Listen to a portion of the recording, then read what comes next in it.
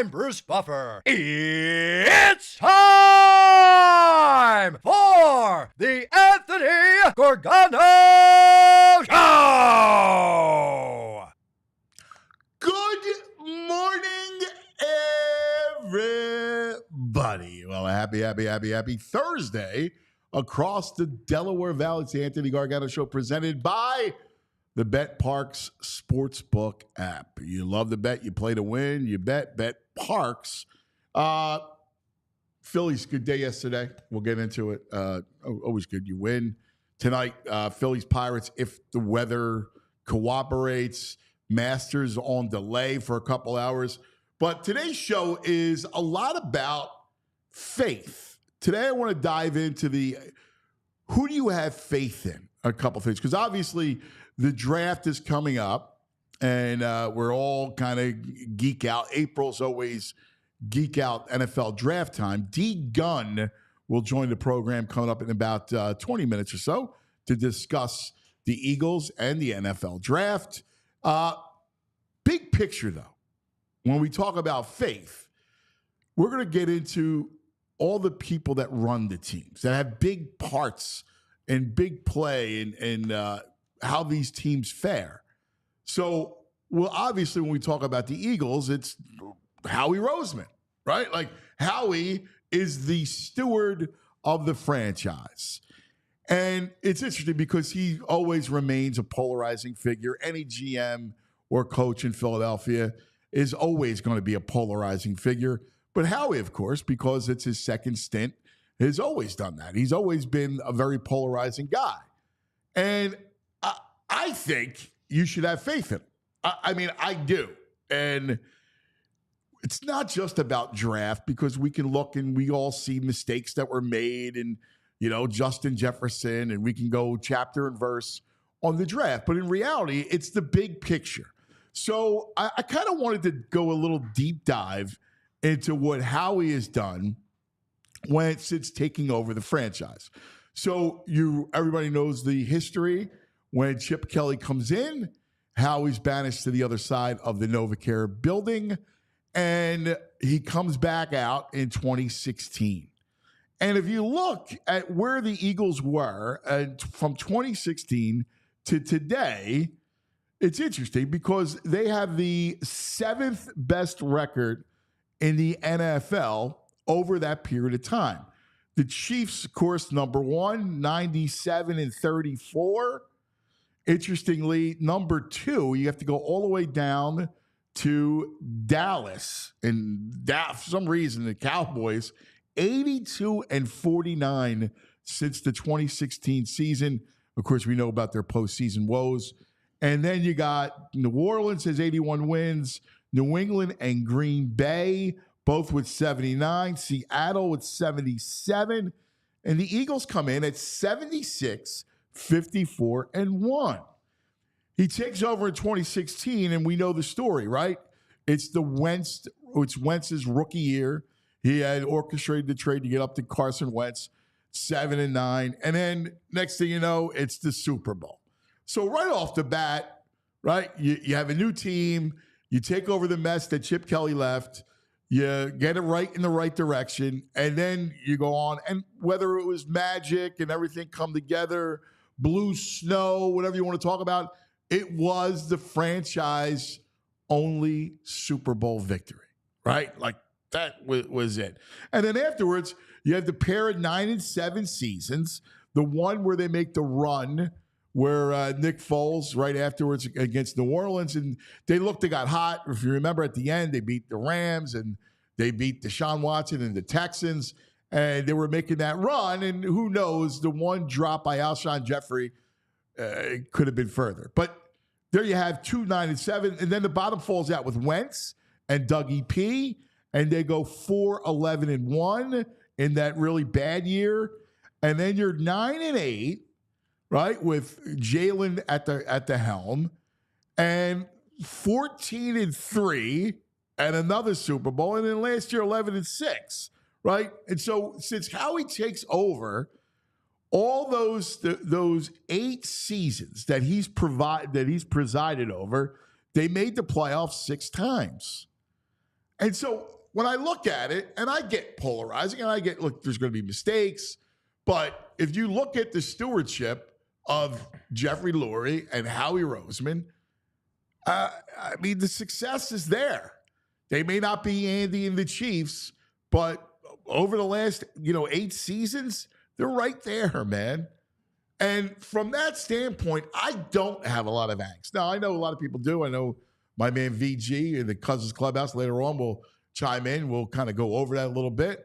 But I look at it and I go, they're in the mix. So whether you take a corner or an offensive tackle in the first round, the big picture is Howie, with the way he's going to use to navigate the cap, is going to keep you in contention. And it's always about just kind of being in contention. Now, we'll get deeper into the draft. I want the corner, man. I look at there's a couple of corners I really like, and I'm defense. I think they really need to address defense as much as I always agree with a tackle, especially a tackle that can play guard and then at some point move over and take Lane Johnson's spot in a couple of years. That's all well and good. Right now, though, I think I address defense first, and I think there's corner and edge possibilities, and that's where I would look. But when we're talking big picture and faith, I look at the Eagles and I look at where they're at, and I know there's questions about Nick Sirianni and there's questions about Jalen, getting back to what he did 2 years ago. But I mean, history tells you should feel good. I'm not telling you to throw parades, but you should feel good about the stewardship of this team. Now, interesting, because the other team that we're going to discuss faith, and we have all the particulars in Philadelphia sports, but one of the other teams is the Sixers. And today is leg day, so we love leg day around here. Tim Legler will join the show straight up at 10 o'clock. But I look at it, and I look at the Sixers, and I'm going to quote Andrew, our producer here on the Anthony Gargano show. Andrew said, just we're all hanging around doing our pre-show meeting, and he's talking about the Sixers, and he goes, I know they'll probably break my heart, but I feel good. I feel different. I think the Sixers are going to make a run. And it's interesting. On my way in, I'm listening to, I had WIP on, and Howard Eskin says, nah, it's the same old Sixers. Like they're not going to go any further. They've played bad teams. And like it all runs the gamut, right? Like of what we see. I happen to feel very good about the Sixers. I look at them and how it's all kind of playing out, and Joel coming back, the way he's come back with Maxey in that number 2 spot as the co-star, and the role players around them. I'm not telling you they're beating Boston, but I think it's a run. And I do think they get out of the second round. I do think it'll come together. I like the kind of where Joel is at right now. And again, I think Maxey and Nick Nurse are the keys to this, right? Like, you know what Embiid's going to give you. He's going to give you greatness. But here's the thing. He had Ben Simmons, and then he had James Harden. And we know the shortcomings both. When he had Jimmy Butler, he was not mature enough to make the run. Like, he hadn't got to this pantheon where he's the beast. So he was saddled with Simmons and saddled with Harden and the whims of Harden. Maxey doesn't give you whims. Maxey gives you what he gives you. And Nick Nurse is clearly, obviously, a much better in-game X and O coach than Brett Brown or Doc Rivers. And so I look at those two factors and what surrounds Joel. I go, I think this is a year they can make a run. And I look around and the Knicks are not going to have Julius Randle, and the Bucks are falling apart. We know about the Giannis injury, but even if he comes back, they play no defense. Doc is their coach, and in reality, it just turns and goes into Boston. So right now, in a series against anyone but Boston, I think it's clearly you pick the Sixers. So I know Andrew's got some angst, but he believes. And that's what this show today is going to be about, is what you believe in. It's Ollipop popping off always with Ollipop. Check out your local Wawa and grab some Ollipop today. Good morning, JP. Buenos dias, cuz. How What do we you doing? say, buddy boy? I love today's topic, faith. It's extremely important. And obviously, when you're a Philly sports fan, your faith gets tested quite often. So I love the topic of today. Well, and it goes into it. Now, we're gonna take the faith meter. Okay. Now, on the faith meter, when I want you guys to play along at home on the chat and everything else, but on the faith meter, we're going to look at the Sixers: Embiid, Maxey, Nurse, and Morey. Okay. All right? And you're going to go 1 to 10, 10 being supreme faith. Okay. Jesus faith. I'm just joking. All right? That's going to be supreme faith. Okay. Eagles. You'll have Howie, Sirianni, Okay. Hurts, Fangio, Okay. 1 to 10. Phillies, Topper, Dombrowski, Nola, who pitched well yesterday, Turner. Now, the reason why I picked Nola and Turner, you know what Bryce is going to give you, and you know what Wheeler is going to give you. So, of course, we're all going to have supreme faith in both Nola, both Wheeler and Harper. And you know what Schwarber. Schwarber's going to give you bombs, and that's what it is. But I think the key to the season, it will always go into Nola. Can he be that number 2? And Trey Turner, who is a possible engine. If I may just add one more, just because his name's been brought up a lot, including with VG. A right fielder, Nick Castellanos. You know what? Ultimately, I don't know that he's the key to the season. Okay. I think Nola and Turner are more of keys than Castellanos. He's going to give you what he's going to get. At the end of the season, he's going to give you what he gives you. But he's not going to carry you. Yeah, no, I mean, listen, when it comes to Nick Castellanos, obviously he is that big bat. And that's when I see him in that lineup, I'm usually expecting that big bat to contribute when you're talking about hitting those balls out of that ballpark. And but he's not. You know what's funny about him? He's more of a doubles guy. Listen, without a doubt, he's a run producer, but he's not Schwarber that's going to go 40 bombs.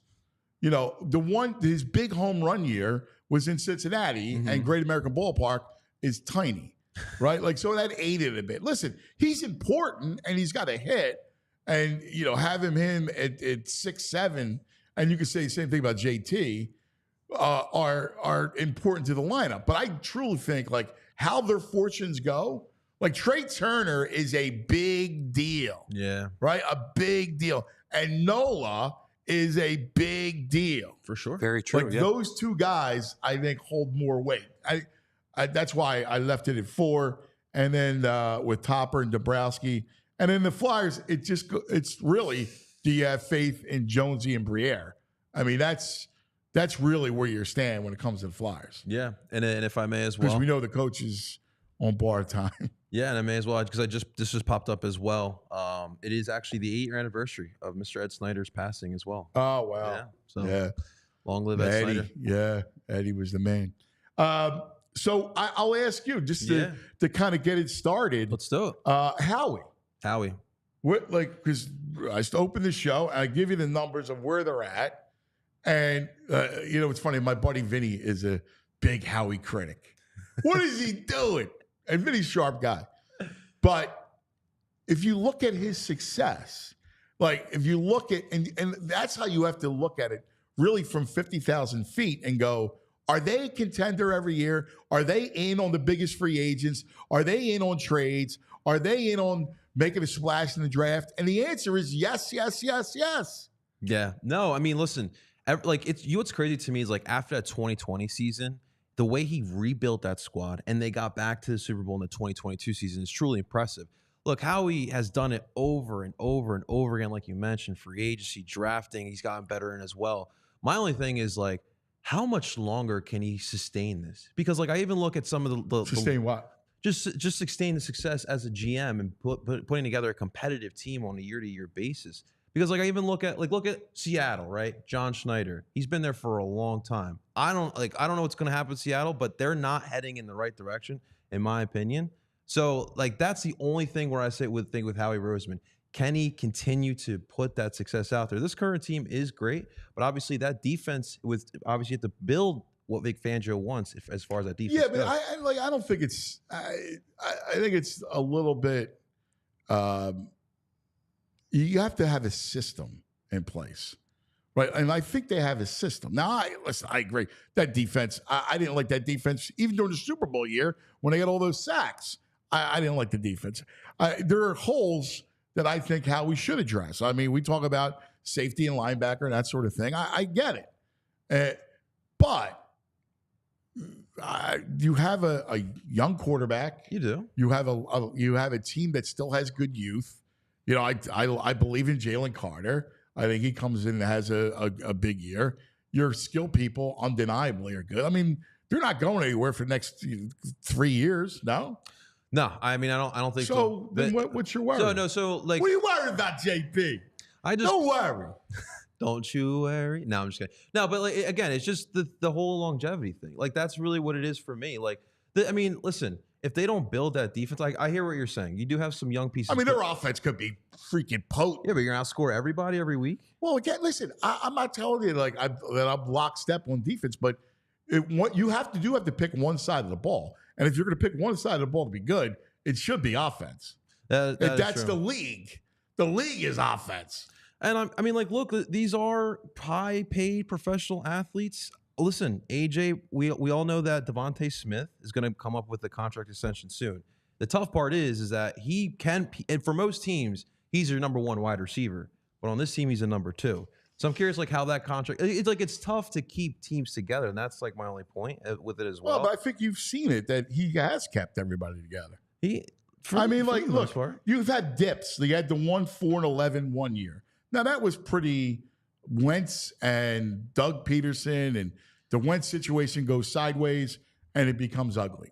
All right, like that was the bad year. Otherwise, I mean, you make the playoffs 6 of the 8 years. Why is that going to change overnight? So are you talking about Howie keeping this team as a Super Bowl contender or just a playoff team? It's the same thing. Like once you get in the NFL, once you get in, if you're in, you're a contender. We've seen wild cards make runs. We have, but we have also seen teams that just constantly make the playoffs. How many times you say, all right, like this team's a lock Super Bowl, and it doesn't happen. You didn't think the Chiefs. Nobody thought the Chiefs would come back. You got to be in contention. You can't distinguish unless there's some super team, right? You're not going to distinguish playoff and Super Bowl. I know we like to do that. We like to put them in tiers. But in reality, as long as you're not a borderline playoff team and you're a legitimate playoff team, you're a contender. I mean, so I do actually look at it like that. Because like I look at so for me right now, obviously the Birds at this moment I would say are a Super Bowl contender with the Niners, the Ravens, and the Chiefs as well, of course. And then like you have like your other teams in there as well. Detroit, Green Bay. I mean, they're all there. But my only point to you is I just want to be a serious contender. And I want to be in every year. There's nothing worse than going to an NFL season and your team blows. That's the worst. I want to be in contention every year. And that's why I go, I like what the guy's doing. He's definitely done that for now. For now. I want to see. I want to see. I got to listen because I got to take it game by game, season by season. All right, Andrew, real quick. tell us about and the Sixers. Yeah. You repeat what you said, and I want to get JP's reaction. Well, yeah. I mean, the Sixers I think we all have been bitten the last couple of years. We've all had the aspirations of them getting out of that second round. And, for the last couple of years, we get to that promise point and it fails. But you feel differently. I do. I feel differently because I like Nick Nurse. I like this squad. I think they like connect well. Embiid, I think that was just a blessing in disguise. Obviously, the injury stinks, but we saw it with Curry. I agree. We saw it with Curry, and he's coming back. And look at the last couple of games he's been in. He's been dominant. Yeah. So if Maxey and him can keep up with the way that they've been playing the last couple of games, I think we're in for a run here. And so you got faith. The Sixers, reluctantly, I have faith. Yes, because I know something's going to happen. Bottom line. You have faith. You have faith, JP. I'm with them. You do. I'm with them, and it's about the vibe. Whereas I didn't like the vibe with the Birds at the end of the season. Yeah, well, who did? They collapsed. Like it was a bad vibe. That vibe was terrible. But the vibe with the Sixers right now is great. And listen, I'm vibing, man. I can't worry about the Joel injury right now. The way this team is functioning around Joel makes me feel really good, and the fact that the East is what it is right now. So I'm with Andrew. That vibe is good. So you feel good. You're a believer too. You have faith. All right. Julia, our executive producer, thumbs up, thumbs down. Eagles? I love Howie. Yeah, she's a Howie. She loves Howie. VG, not so much. All right. So we got lots to get to. D. Gunn will join us. Derek Gunn, our buddy, will join us. He's always good on the Birds and football. So we'll talk to D. Gunn. Johnny Marks coming in. We'll talk to Johnny Marks about 9:45. Brad off today, attending some family stuff. And, of course, it's leg day. Tim Legler will join the program at 10 o'clock. And then Cousins Clubhouse at 10:30. That's what's going on right here on the Anthony Gargano Show. Let me tell you about Primo Hoagies. Oh, my. Yesterday, Primo's drops off like a wheelbarrow full of hoagies, right? And you got to see everybody's faces. Oh, my God. There was Julie. She was number one. Andrew, right? JP was all smiley, smiling there. I get the big smile on his face. Can't wait for more. Chris, our social media man, he was freaking out.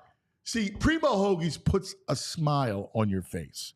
So we're getting into like the spring season, and it could be graduation parties, and then your catering parties. You can't go wrong with a Primo Hoagie, right? Like the Primo party trays and the pickies. They got all that stuff. It's tremendous, all right? And I don't know, like, look, we do the baseball thing. So if the kids are playing baseball, afterwards you're hungry, nothing better than going and grabbing a Primo. Go to PrimoHoagies.com. There's over 90 area locations across the Delaware Valley. And, of course, that Philadelphia taste that I remember from back in the day, all right? Like, you got to go back to 16th of Rittner back in the day, 15th of Rittner, between 15th and 16th was Primo's. It was, it's the greatest. And now it's traveling around the world, all right? They're having all across the United States, you can find Primos. PrimoHoagies.com. It's not just a hoagie. It's a Primo. Because I'd argue to you the best place to eat a hoagie is at the ballpark. And you know how you can get to the ballpark, cuz?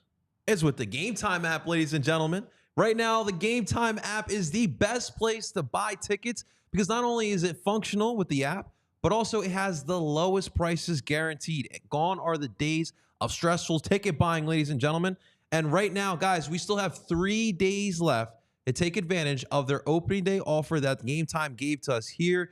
3 days left. It ends here on April 14th here. And of course, if you use the promo code FIRSTPITCH, you can use the you can take advantage of the promo code. It's FIRSTPITCH, FIRSTPITCH, to get $20 off of your purchase of $150 or more. Head on over to the Game Time app, download the free app. Wherever you get your apps, it is free. Check it out. You can see your tickets right before buying, and you can see the low price that we guaranteed there as well. So thank you to our friends over at the Game Time app, and take advantage of that offer, guys. All right, good stuff, my man. Thanks for hanging on the Anthony Gargano Show. A big yo to my man, Louis Carangi, who left South Philly. Speaking of rolls, he had an amazing bakery, still has one, and he's down in Florida, so I want to give him a big yo. He's like, nothing better than hanging out, watching Philly sports from Florida. Joining us, one of my favorite people. It's the big story of the day, and the big story is always going to be the draft in April, most particularly Howie. And as we discussed, the steward of the Eagles. Big story of the day is brought to you by TrueMark Financial Credit Union. That's right. Check out TrueMark.com/PHLY. You can stop in your local branch to learn more about the credit union difference at TrueMark Financial today. And here he is, D. Gunn. What do you say, D? Looking good. Ant, how you doing, my brother? Good, man. It's good to see you, buddy. Good to see you, man. It's been a while. I know. You look fantastic. I've lost like 25 pounds over the last 7 months, and I feel a lot better, a lot more active, lighter. I feel like my boxing weight is back, man. Yeah, man. Look at you. I love it, man. That's fantastic. God bless you. You got those grandbabies that keep you busy. 4 grandkids, man, and it's like being a goalie in a hockey game, brother. You're trying to keep them in play. That's all you're trying to do, man. And they're ages from 1 to 8 years old, man. And I'm telling you what, man, you got to break out the biofreeze every now and then, and a little Bengay, and they let you know you're not that youthful individual that you used to be, but you still got a little pep in your step. Man, they work you, brother. They work you. You got to keep them out of the penalty box. That's all. Ooh, man. That's great. Let's start. And listen, you are fantastic. When it comes to the Eagles, like I just want to hear what you have to say. And you're very close to that franchise. You're very close to the organization. Before we get into the big discussion, which is Howie and the draft, what did Fletcher Cox mean to this franchise? We were kind of looking at it. Is he a top 10 Eagle over the last 20 years? Ooh, wow. First of all, he was the rock of stability within that defensive line. When he was on his game, there was nobody better in the National Football League except maybe Aaron Donald, and that's a push, in terms of controlling his area at the line of scrimmage, to allow other people to do certain things that defensive coordinators asked them to do. A lot of what Fletcher did, it didn't show up in the stat box. He was asked to eat up space. Yep. And man, could he eat up space? When he was double teamed.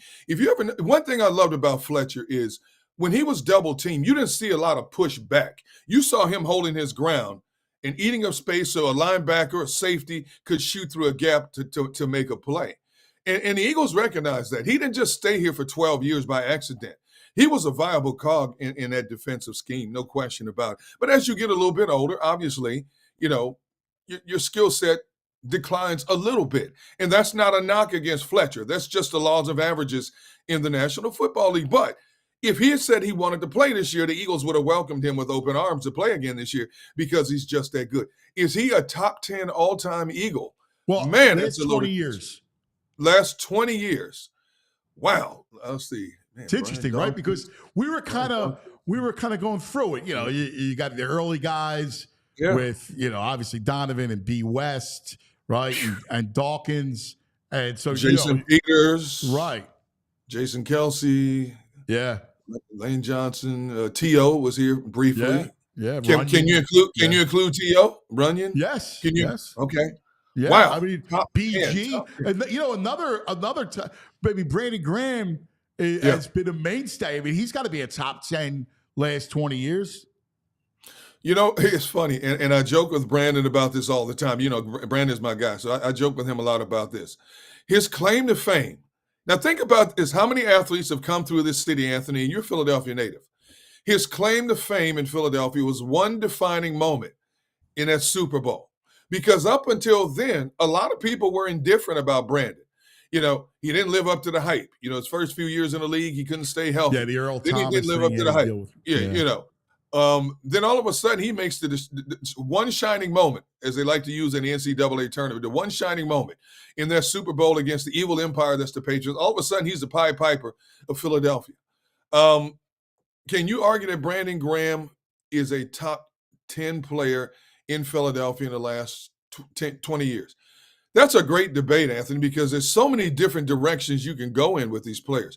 And I'm on the fence with Fletcher. I can't say no, I can't say yes, because I'd have to sit here and add up all the players, as you guys are doing. Yeah. Add up all the players we're comparing them to. Yeah. You know, it's funny. You include Donovan in that mix.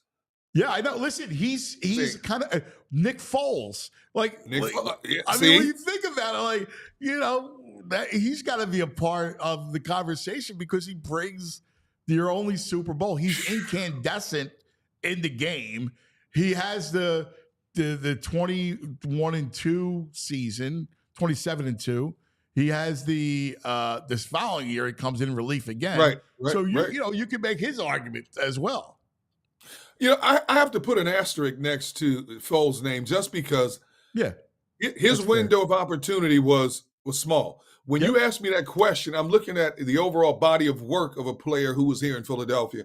So I can't include Nick Foles in that, although Nick Foles could run for mayor of Philadelphia and possibly win, you know, because of what he did for this organization. And I love Nick Foles, you know, don't get me wrong. But I've got to look at the overall body of what a player contributed to this organization. So I have to put an asterisk next to Nick's name. But when it comes to some of the other players we've talked about, definitely, you know, Jason Kelce, Jason Peters, my goodness, Donovan's in there, you know. So I'm going to say I have to put Fletcher Cox in there. The more I think about it, I'm going to have to put Fletcher in there. Yeah, it's a fun conversation. Yes. Of the top 10, last 20. Let's get to the big story and talking about the draft. And it's 9:30, and this portion of the program is brought to you by Rite Aid. Check out your local Rite Aid neighborhood store for all of your goods that you need. So I was just looking at the Eagles. Since Howie takes back over in 2016, the Eagles are 7th in wins in the NFL over that period of time. Kansas City, of course, has the most 97-34, which is astounding. Dallas is second at 82-49. And then you got the Saints at 81, Green Bay, New England, 79 apiece, Seattle 77, and the Eagles 76-54-1. They have made the playoffs 6 of the 8 times since Howie's returned, 2 Super Bowls, 1 Super Bowl victory. I mean, he's still a polarizing guy. And I look at it and I say, my answer is yes, you should have faith in Howie Roseman. You know, one thing we can say about Howie, Anthony, is he will not sit still in terms of always looking to make this roster better, always looking to plug a gap. You look at what they did in 2022 when the run game was going south. He goes out and gets, you know, Ndamukong Suh and Linval Joseph to plug the gaps there. You know, you look at the pieces they brought in, you know, last year. You look at the pieces they brought in the year they won the Super Bowl. You know, Howie will not sit still. And this roster, as we look at it right now, is far from being complete right now. And I know a lot of people are hot and cold about Howie. I understand it. But give Howie credit for making strategic moves, for knowing how to work the cap. You look at all the offseason moves he's made just this year. There's still 30 plus million cap space that he can work with, okay? So I have to give Howie credit. And I've known Howie a long time, and Howie and I have had some great discussions. We've had some differences of opinions, but we've had some great discussions, a lot of mutual respect there. I have a lot of respect for Howie because to me, he is one of the top 2 or 3 GMs in the National Football League. There's no question about that. See, what I always look at it, and I'll judge it in this sense. Are you in contention? In this league, because of injuries, right, and everything, you just got to be in contention. That's what my wish every year is. Can you build something that sustains? Now, clearly, some positions have been better than others, right? Like their O-line has been terrific, right? Like, you know, that's been a mainstay. But the role of a GM is not just draft. It's like, all right, we could use some draft capital here. We have Yep. obviously cap that you mentioned, and the free agent piece of it, right? Like the guy on the street, like the injured guy that you stash or that you pick up in October. Like all that goes into the big picture. You know, I think one of the biggest pluses for Howie, and I had him on a show a couple of years ago back in May, and he brought this to light. And he said, the one thing I had to learn as I re-emerged as a GM was learning to listen to other people better. And that included his grandfather. And everybody kept asking me, why are you not drafting more of these guys out of this SEC conference? So he started to listen to more people in terms of how to go about draft, what to attack in terms of free agency, so on and so forth. And I give him kudos because, Anthony, in anything we do in life, when you get to a certain level, and I'm not saying this about Howie, I'm just saying this in a broad sense. A lot of times when you get to a certain plateau, you think you're the smartest guy in the room. Yeah. And what happens is, and I've always subscribed to this, when you think you're the smartest person in a room, you're in the wrong room. See, you never stop learning. I don't care what you do in life, what level you get to.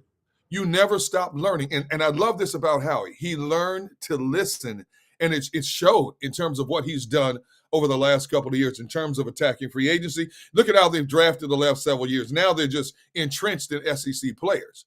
Okay, so that's one of the significant things that keeps Howie at the top of the pecking order with GMs.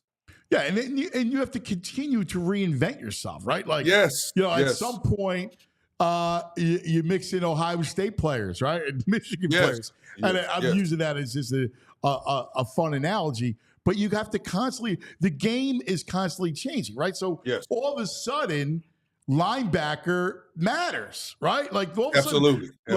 You look at San Francisco and Baltimore and Kansas City to some extent.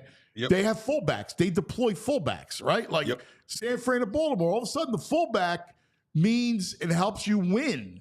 And that means you need linebackers to stop the run game. And you need safeties that can play up in the box as well as cover.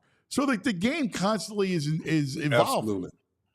It's amazing how, just 10 years ago, how we had running backs on such a high pedestal. All of a sudden, the running back became a forgotten entity, especially in terms of being paid in the National Football League. And then all of a sudden, the running back's now reemerging again in the National Football League. It seems like every 2 or 3 years, it shifts in terms of what is a priority in terms of making yourself better in the NFL. If you look at the 4 teams that went to the Final Four in the NFL, linebacking play was significant in terms of their success this year in the National Football League. Kansas City.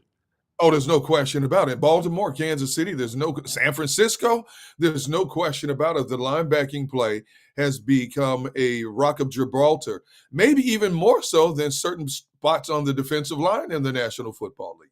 Totally. It's interesting because when we look at this draft, and I'll segue into it, I would really like to address I want either a corner or an edge rusher. It looks like those are the 2 spots I'd like to trade up. I'd like to get you have 2 seconds, you have 2 fifths. I think, and I understand the importance of the O-line. And if you got a tackle that can come in at guard, I think you're good. But I want to address defense. There's no question about it. I don't think this defense is anywhere close to being a finished product, Anthony. Yeah. And I will tell you this from what I know about talking to people on the inside. The first couple of picks that they draft this year, they want players that can come in and play now. They don't want project players. They have a lot of room. There's a lot of jobs wanted for that defense. When you lose your stabilizing force to retirement at Fletcher Cox, when you lose your best edge rusher in a Hassan Reddick, you have gaping holes to fill in that defense. I don't think there's any position on this defense except maybe Darius Slay and CJ GJ that are just set right now for this team. Well, Avonte Maddox coming back will be your slot corner. I love Avonte Maddox. His biggest problem is he can't stay healthy.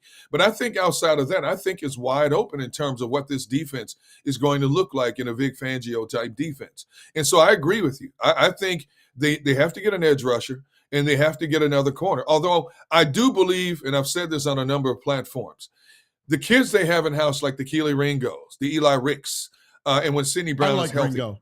I do like too. Ringo. I love his aggressiveness. You have to let these kids play. Go back to 2022. Look at what Kansas City did. They played with a bunch of kids on the back end of that defense, and people are like, what in the world are you doing? Okay. The first part of that season in 2022, those kids took a beating. It was like watching the Keystone Cops. They didn't know where they're supposed to be. All of a sudden, by late November, early December, it began to gel. Now, granted, you got a future Hall of Famer and Patrick Mahomes running the show. Not every team has that, but you have to develop from within. You can't keep picking up free agent, my brother. You have to, and they have the talent pool. I believe they have the talent pool, especially on the back end of that secondary, to let some of these kids develop. You're so. I lived it with Spags, so Yes. I remember every day, and he loved those kids because listen, they're going to get it. They're going to get it. Yep. And by the end of that year, they got it, and this year they were another lights defense out. Yeah. won the Super Bowl for him.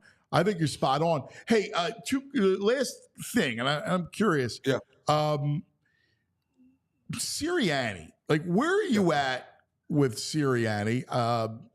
It's funny because he comes in and unbridled success from the beginning, and then the collapse of last year. Where are you at with Nick? I'm not surprised that he's back in 2024. I think he's earned that right. When you think about it, Anthony, how many coaches in the National Football League have gone to the playoffs every year of their tenure, in their early tenure in the National Football League, and go to a Super Bowl your second year? Just doesn't happen. I understand a lot of people were irate with him the way it fell off last year. I get that. But Howie and Jeffrey were not going to make a coaching change because you have to be careful what you ask for. You think the grass is greener on the other side. You can end up with another Adam Gase or somebody like that out there instead of what you already have in-house. Nick is loved by these players. These players respect Nick Sirianni.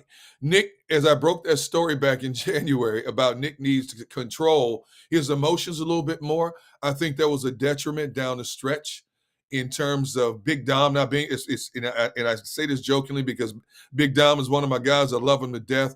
I've never heard of a security guard having, as much impact on the sideline. He does. Like people don't realize Big Dom is, we go way back. So, yes. he's more than just, security guard. He's a big part of that. There's no question about it. And he was that controlling factors. Now, a lot of people blew that out of proportion in terms of, what do you mean a security guard has to control the head coach? Every football team, college or pros, has somebody who helps rein them in when they get a little too animated, a little too much. Yeah. Okay. But as you heard players, and as you heard even Sirianni indirectly say, he's got to do a better job of controlling those emotions at strategic points of a game. I'm a Nick Sirianni fan, to be honest with you. And I think Nick knows it. The organization knows it. 2024 is a pivotal year in terms of his tenure in the National Football League. I think this team right now, Anthony, as it's assembled, is a playoff caliber team. I'm not saying it's a Super Bowl team, way too early. But you got some teams up and coming that are knocking at your door, like the Detroits, the Green Bays. We already know what San Francisco's are and teams like that. But this team's talent pool right now is good enough to get him to the playoffs again. But going year 4 into your tenure may not be good enough to keep a job. You've got to do something significant. Your offense right now is set. I don't care if they don't add another piece of this offense. This offense should accidentally score 25, 28 points a game. There's no question about it. I love his passion. I love his ability to relate to players. The players respect the fact that they can talk to him. Plus, he can also get on them when he has to. Now he just has to go out, do his job, and take it to that next level. Yep, I'm with him, my brother. And he's got 2 good coordinators. D. Gunn, good to see you, pal. God Likewise, bless those brother. grandkids. Thank you, man. Thanks for having me on. Look forward to that again. All right, you look great. Problem. Take care of yourself, buddy. I appreciate you, brother. D. Gunn. We love D. Gunn. And you know what else we love? Johnny Marks. What up? What's up, man? How are you? What you doing, buddy? Good morning. How's Good morning. everything? Everything's great. I love the Eagles conversation. Like, I'm always like, all right, what are we going to start off talking with Ant? And I'm sitting here waiting to come on. I'm like, I can't wait to talk about the drive with Ant. So let's start. Well, let's start with this because I have a whole faith thing I want to get to you with. Let's start with Howie because we've been talking to Howie about Howie all morning, and I don't know if you heard it, but I was looking at just the records over the last 8 seasons since he took over, the playoffs, everything else. Where do you stand with him? Everybody that says that, oh, he's got a job for life, like, I hate when people say that because it's almost like, well, he doesn't deserve to have this job, right? Like, you look at what he's done as the Eagles general manager. You look at since the Super Bowl year, and they're pretty much in the playoffs every year. And you'll have that year where they fall off, but then it's right back. And you can look at it and say, like, his fingerprints are all over everything, over everything. So I'm not pretending that he's the best talent evaluator or anything like that. But man, does he know value, and does he know how to navigate free agency and the draft and everything like that? The things that I had issues with Howie before, he's cleaned up. He's gotten significantly better at the draft. If you go back and look at some of the drafts here, it's one of the top GMs in the league.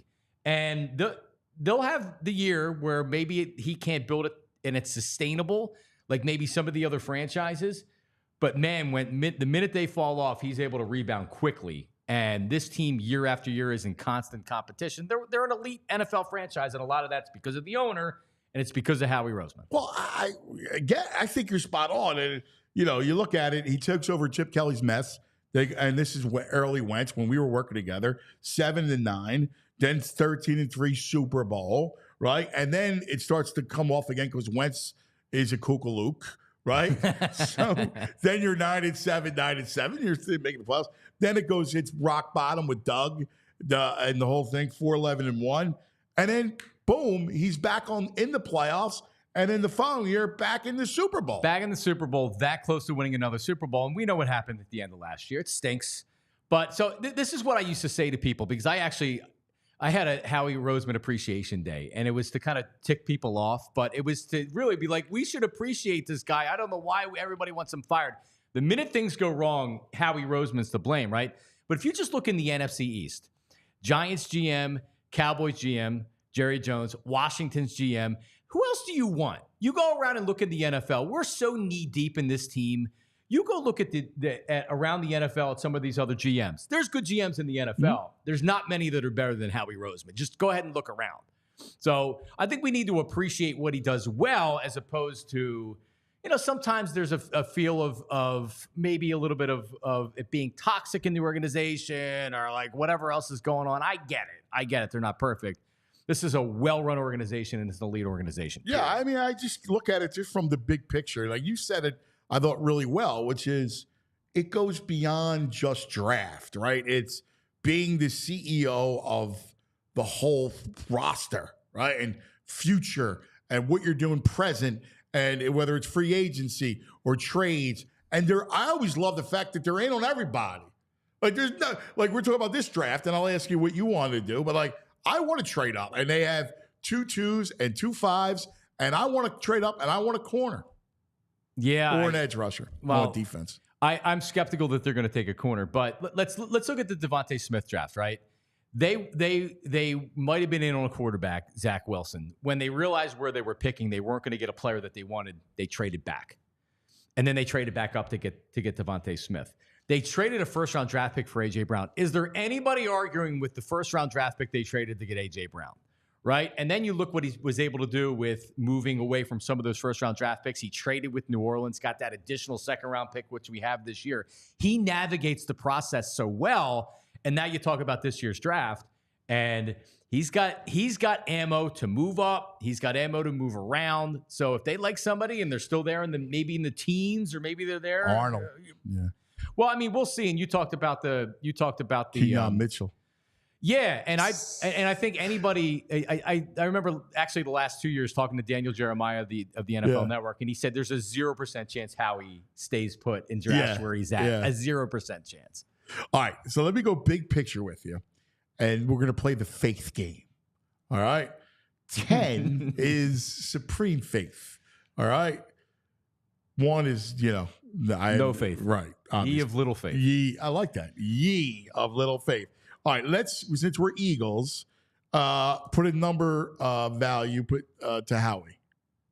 Oh, 9. Okay. I can't go 10, but 9. All right. So you go 9. 9. Howie. All right. When you pretty much everything that he does, he is so capable of knowing the value, knowing when to wait, knowing when not to wait. Now he made a bold move with Saquon Barkley, and we'll see how that works out. He made a bold move with Huff. Though, how much they it's not like they blew the cap on Saquon.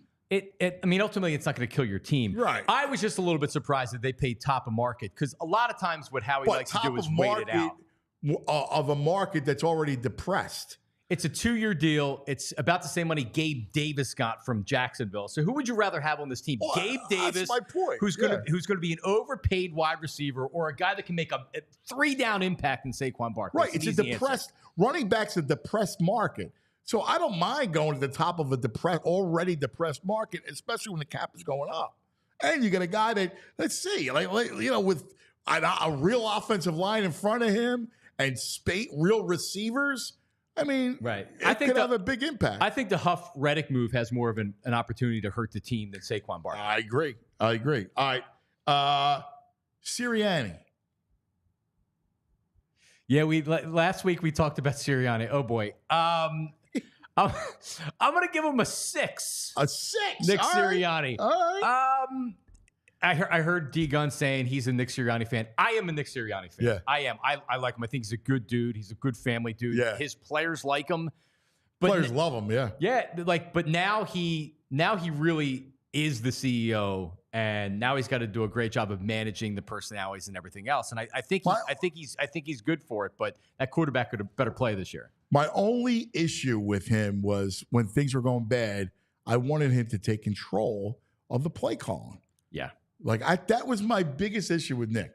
I'll give you mentioned Jalen. Where are you at with the quarterback? 8.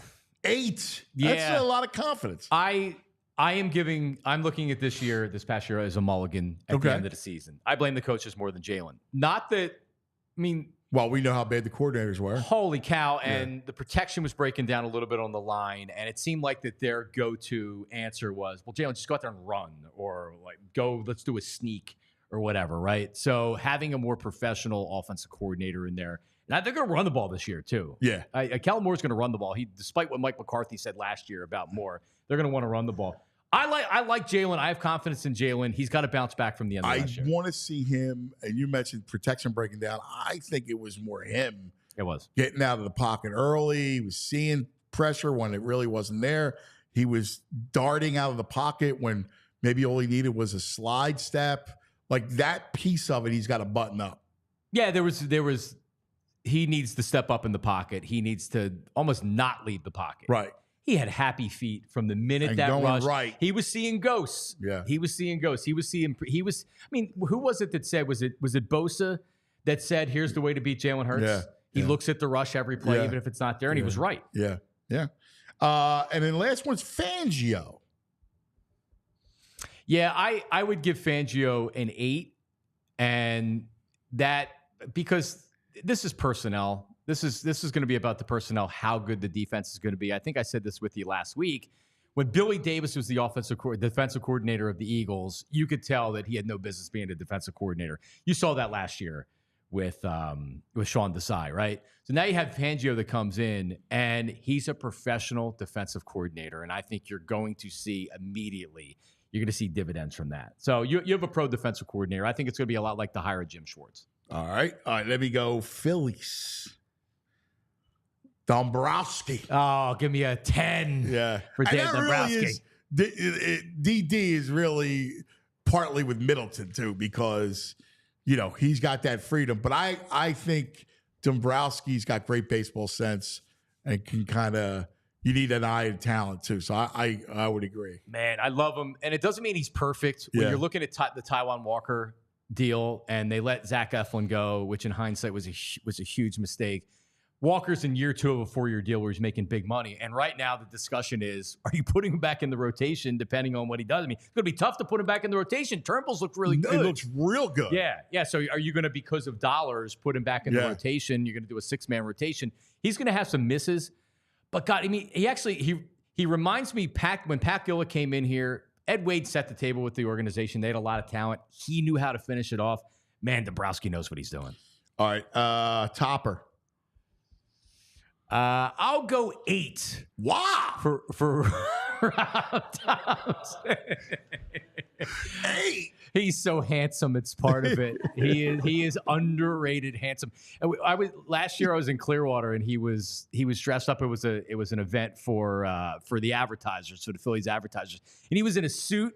And I didn't recognize him. I was just like, oh, like Topper, you really are handsome. Now I know why you're on that handsome list, the handsome manager list. He should have been number 1, not Showalter.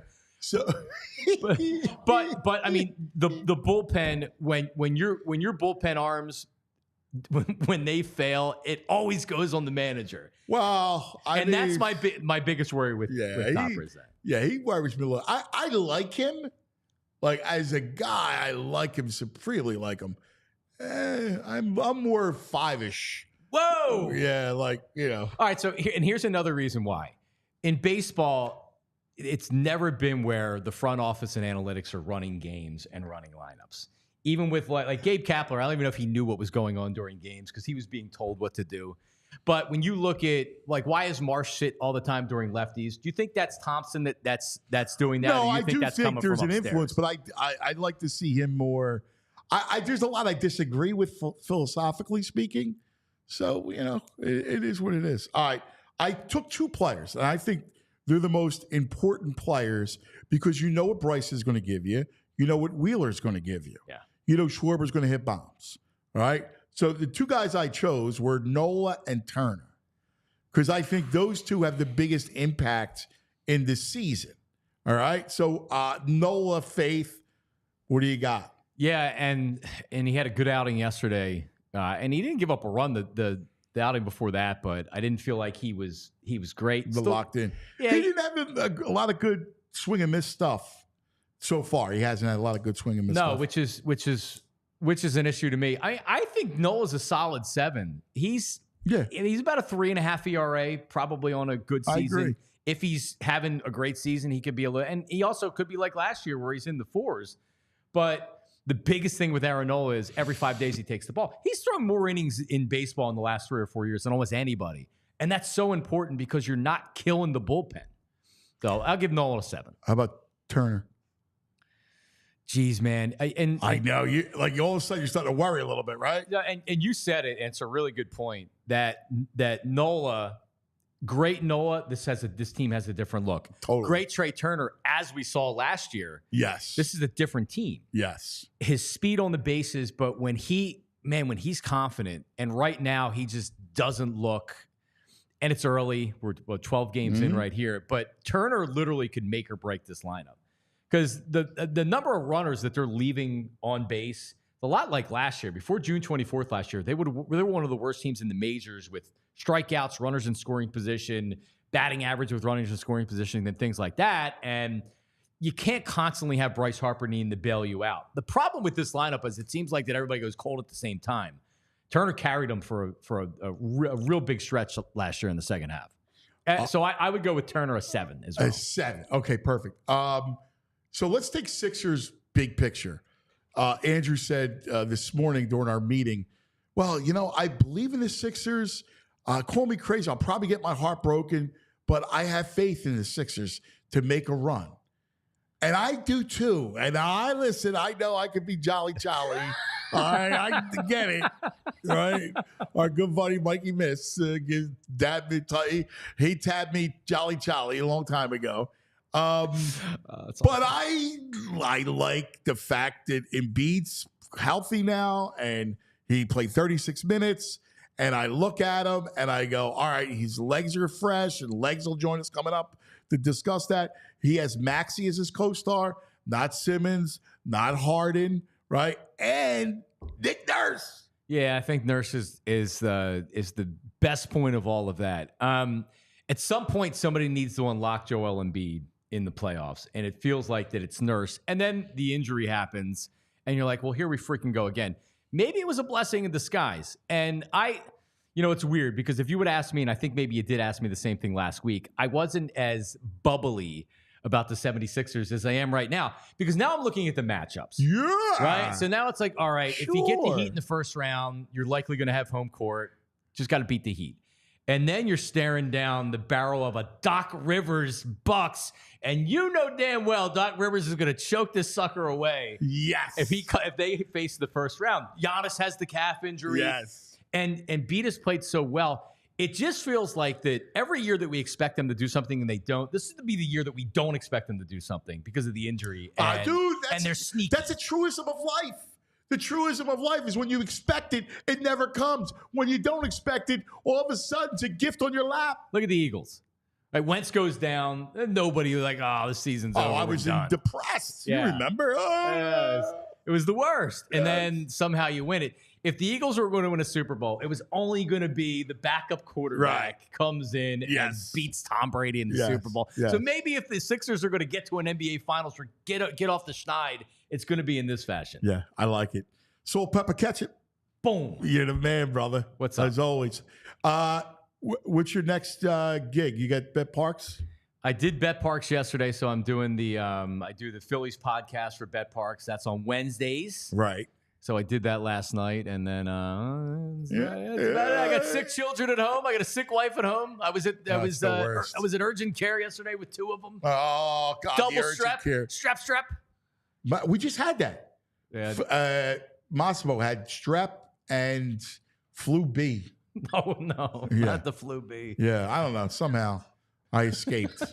They're like petri dishes, man, aren't they? And the best is they get sick and like they just snot all over you. Like Massimo's like, oh, I don't feel good. Can I lay with you?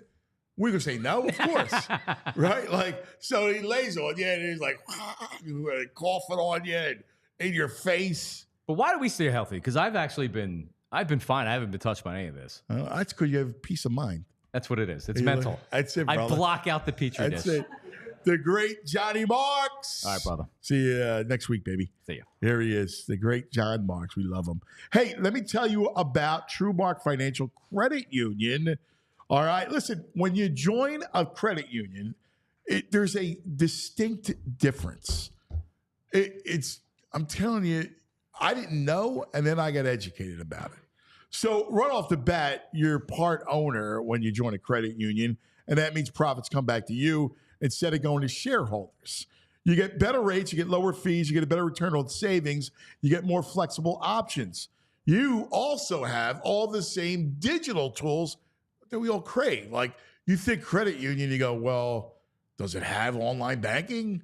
Does it have all this stuff, the Apple Pay and everything? It has everything, all the digital tools that you want, all right, to navigate your account.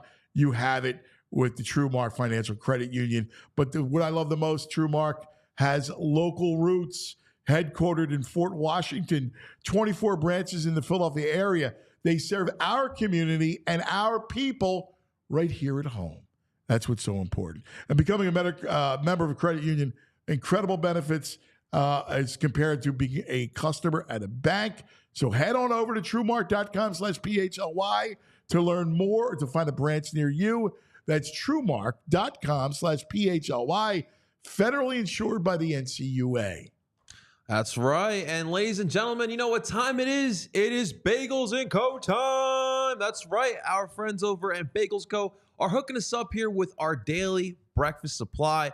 They are Brooklyn-style bagels, but they are made with that Philly love that we love so much here. And the best part about it is with this inflationary day that we're living in, the affordable prices that they offer to us. Not only are these bagels humongous, but they are affordable. And including that cup of coffee, the $7 cup of coffee that we're all used to, no longer Bagels & Co. Definitely check them out.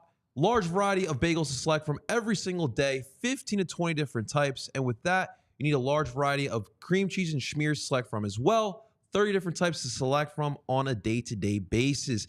Right now, guys, you can head on over to Bagels & Co. this morning. Find your local Bagels & Co. Head on over online to thebagelsandco.com/store locator to find your local Bagels & Co. here today. And thank you to our friends at Bagels & Co. And we'll see you soon there. All right, buddy, my man. It's 10 a.m., and you know what that means. What time is it? All right, well, it's time. We're brought to you by TrueMark Financial Credit Union, but it's leg day. Leg day. So it's leg time, and it's one of my favorite times of the week where we get to go all legs with the great Tim Legler ESPN NBA analyst right here on the All City Network, which podcast you got to check it out with Adam Mares. It's ridiculous. It's a hoop junkie, just it's the best. Good morning, Legs. How's the What's baby? up, man? Hey, are you done with your little baseball talk? Can we get on now with the stuff that really matters? Can we get on? Can we get on? This is the best time of the year, brother. So we get, we finish up the NCAA tournament. That was pretty awesome to follow that to the end, especially on the women's side.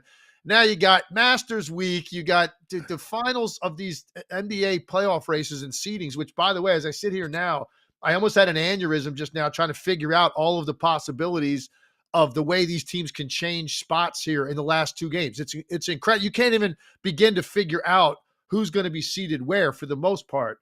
And then, of course, the NBA playoffs, man, play-in starting next week. So this is the best time of year. It really is. And you got the draft, the whole thing. It is a great time of the year. Hey, let me just button this up a little bit with the NCAA tournament because Danny Hurley, man, what an amazing coach. And the way they run their offense, the motion offense, it's unbelievable. I was trying to follow it. I did a deep dive. There's a video that kind of broke down their offense. It's astounding. What UConn did this year, it's a shame because it didn't get the glory of the women's tournament, and it's really impressive. Well, it speaks to my heart, Anthony. It's why I'm heartbroken watching teams like that play. Because as you well know, like I was dying to get a D1 job. I wanted my own program. So many of the principles that they run offensively is exactly how I coach, what I believe in. So to watch them play, it's a thing of beauty to me. And I thought UConn, we always talked about UConn differently. Like it was like, they've just got these guys. They're so physical and tough and they get after you. It's a lot more to them than that. And when you watch their action offensively and the multi-layered actions going on, both sides of the floor at the same time, the number of different separate actions on a given possession, nobody stops. Everything is purposeful, and they just force you to have to guard them in a much different way than most teams in the country. And that, to me, was the most impressive thing. If you go back and watch possession by possession, the way that they operated offensively, it's a thing of beauty, man. It's like a clinic, what they do and how difficult they make it for you to communicate effectively, because ultimately you're trying to force teams to communicate defensively. The more times you have to communicate anything in life, the more communications you force, the more likely someone's going to make a mistake. And that is exactly what UConn relies on, man. And then they do have tough kids, make no mistake about it. And they're very well balanced. Guard play, wings, bigs, they got it all. But to me, it was the nuances of what they were doing offensively that made them so guard. That was a big beauty. So, I just want to, and by the way, it's never too late for you and coaching. I still believe it. Let me ask you just about the offense. I know we probably need a chalkboard, but can you explain it best you can without a chalkboard, without a whiteboard, their movements? Because it's like they go off the 5-out principle, and then from there it's just incredible movements between all the back cuts and everything. Well, the biggest thing that they do, anytime they run an action, the ball gets to the wing, they immediately will have a ball reversal to the top if there's nothing there. And it reminds me a lot of going back to the Spurs glory days of what they used to do, where it was just a hard, fast rule. And you'd be surprised. This is going to sound simple. Very few teams do this effectively. When the ball comes from one side of the floor to the top, it has to immediately get to the other side of the floor. Immediately. There's no hesitation. So it didn't matter if it came to one of their bigs like Klingon or their backup big, or it came to one of their forwards at the top, because you generated activity and you had sort of a magnetic reaction to your first action on one side of the floor, and you're going to have multiple defenders flooding to that area. When the ball comes back to the top, the ball has to immediately get to the other side, because you're going to force now teams to overreact in that direction. But because you'll see a lot of teams, that ball will come to the top after you ran something, and then that guy will hold it, or he'll look back to the same side, to the strong side of the floor, or he'll hesitate, or he'll put it down meaninglessly. They didn't do any of that. The ball would come to the top and immediately get to the other side of the floor into a dribble handoff or a flare screen on that side. And by the time you did that, just watch defensively the way you had teams in this chaotic scramble mode trying to react to that. And usually there would be another ball reversal and it would end up on the other side of the floor. And again, back cut directly into a dribble handoff. What they try to do is force a defender to have to help with a bump or in some way hedge and show for a second because there was some sort of screen run. And then that guy that's helping or bumping, his man immediately is involved in the next action. So you're going to be 6, 8, 10 feet trailing because you had the help on that initial back screen. And now you look up and, oh my gosh, my guy's now coming off a dribble handoff 10 feet away from me. And so they the way that they force you to have to help and immediately get back into recover mode, eventually you're going to make a mistake on that. And they just rely on that. And they got just enough shooting to make it work. Like they're not a prolific 3-point shooting team, but they have just enough that you have to close out hard on them, and they count on that because now they can beat you on a closeout defender, get back into the paint, and continue their action throughout the set. And eventually you get demoralized, and that's when you saw them really close the game out with a lot of that easy stuff at the rim. It's because they ran 3 or 4 actions that they just know you're not going to be able to operate each one of them consecutively successfully. You're just not going to, and they rely on it, and eventually they're going to get something great. Oh man, what a great way to explain it. It's amazing because those kids are so disciplined because your point about a pause, a meaningless dribble, all that does is allow the defense to recover and a defense to adjust to what you're doing, and because obviously nothing moves quicker than the ball. Well, and Ant, I compared it to the Spurs. If you went back and watched some Spurs tape, and I used to do this a lot and break this down, and it had a lot to do with influence the way I coached when I coached my teams of those kids I was trying to get in, college scholarships for. And it's easy to just throw the ball out, let them go in a showcase event. Hey man, what do you got? I knew that we had some players that weren't going to thrive in that environment. They had to have some sort of structure to help them. And when you go back to those days, and this was typical, Tony Parker would push the ball, say up the right side, and he'd come hard at somebody for a dribble handoff, or he'd get a screen on the wing and he'd take it hard toward the baseline. He'd force like a defensive reaction, and then the ball would get swung to the trailer, who typically was Tim Duncan. He would be trailing the floor. And when that ball would hit Tim Duncan's hands at the top of the key on the reversal, he immediately, like lightning quick, catch it and boom, hard attack to the left wing to a dribble handoff for Manu Ginobili. And so right off the bat, you force 3 defenders to react to the initial Parker screen and whoever set that for him. Now it comes to Duncan. You got guys flying to that side of the floor, and he wouldn't take it like straight down the lane or back to the strong side where everybody was.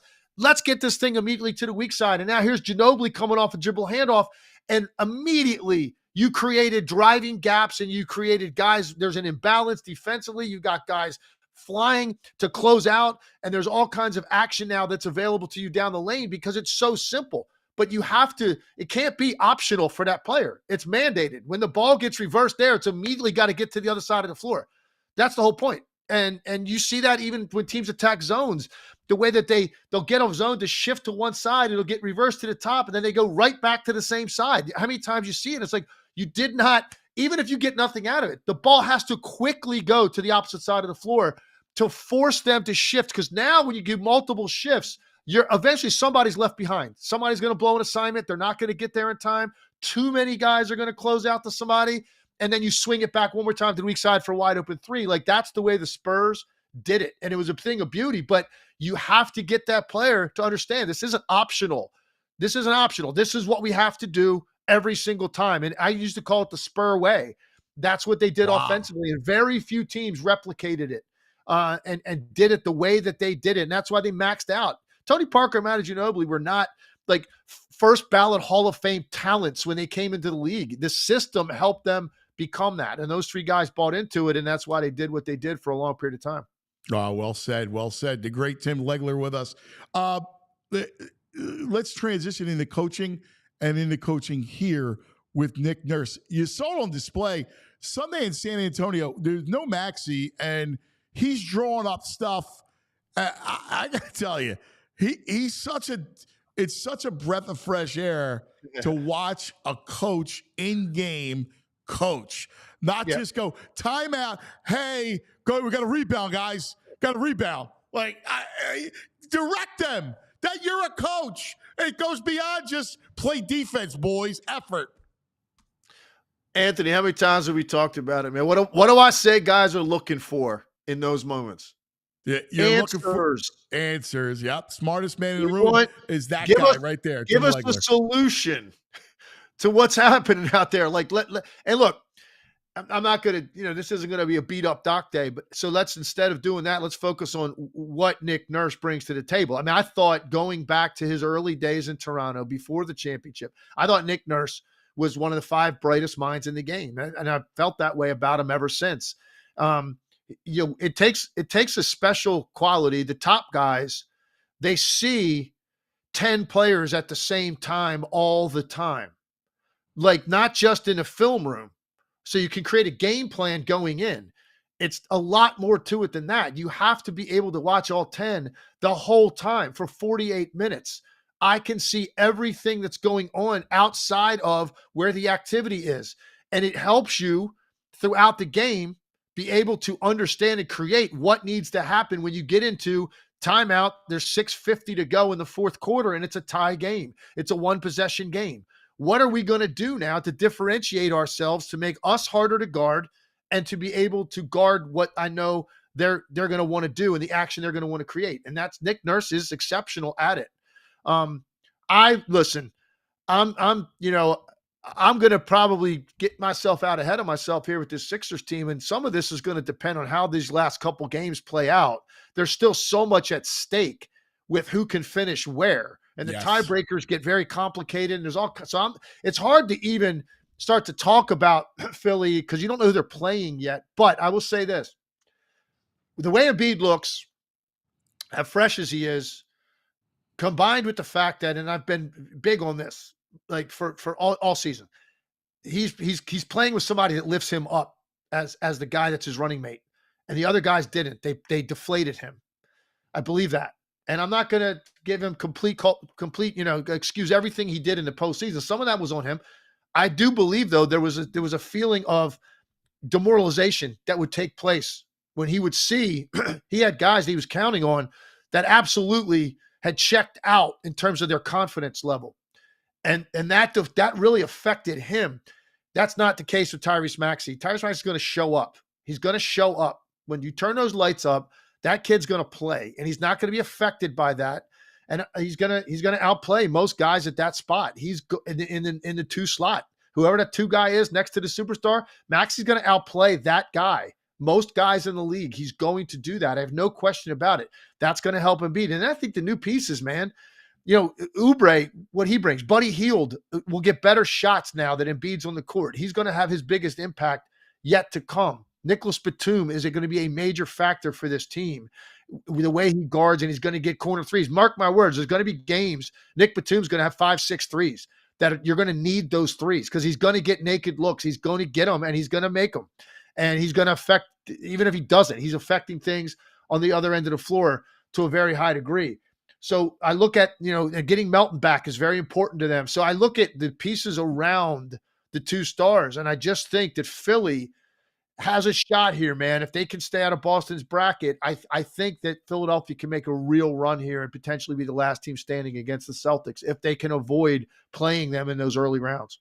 The Oubre thing is interesting because he's kind of what you wanted Tobias to be from an offensive standpoint. Like he's unafraid to shoot the ball and score. He's got a fearlessness, and that's what I'm talking about. And look, I don't know that there's a ton to discern the difference between them offensively. In a lot of ways, you could say Tobias is more polished with certain areas of his game. His back down turnaround jumper mid-post game is really lethal, but Oubre's got a fearlessness about him. Again, doesn't mean Maxey or Oubre, they're going to shoot great every night. That's not what I'm talking about, man. You can overcome that.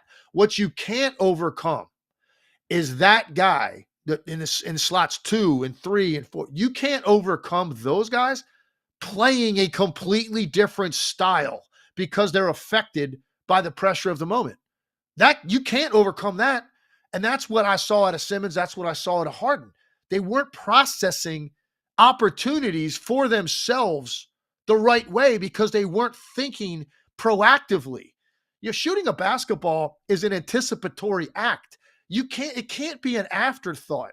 Shooting a basketball, whether it's getting downhill and attacking or a catch and shoot opportunity, you're anticipating their next shot and you're looking for it so that when that opportunity presents itself, you attack it. Doesn't mean you're going to shoot great every night.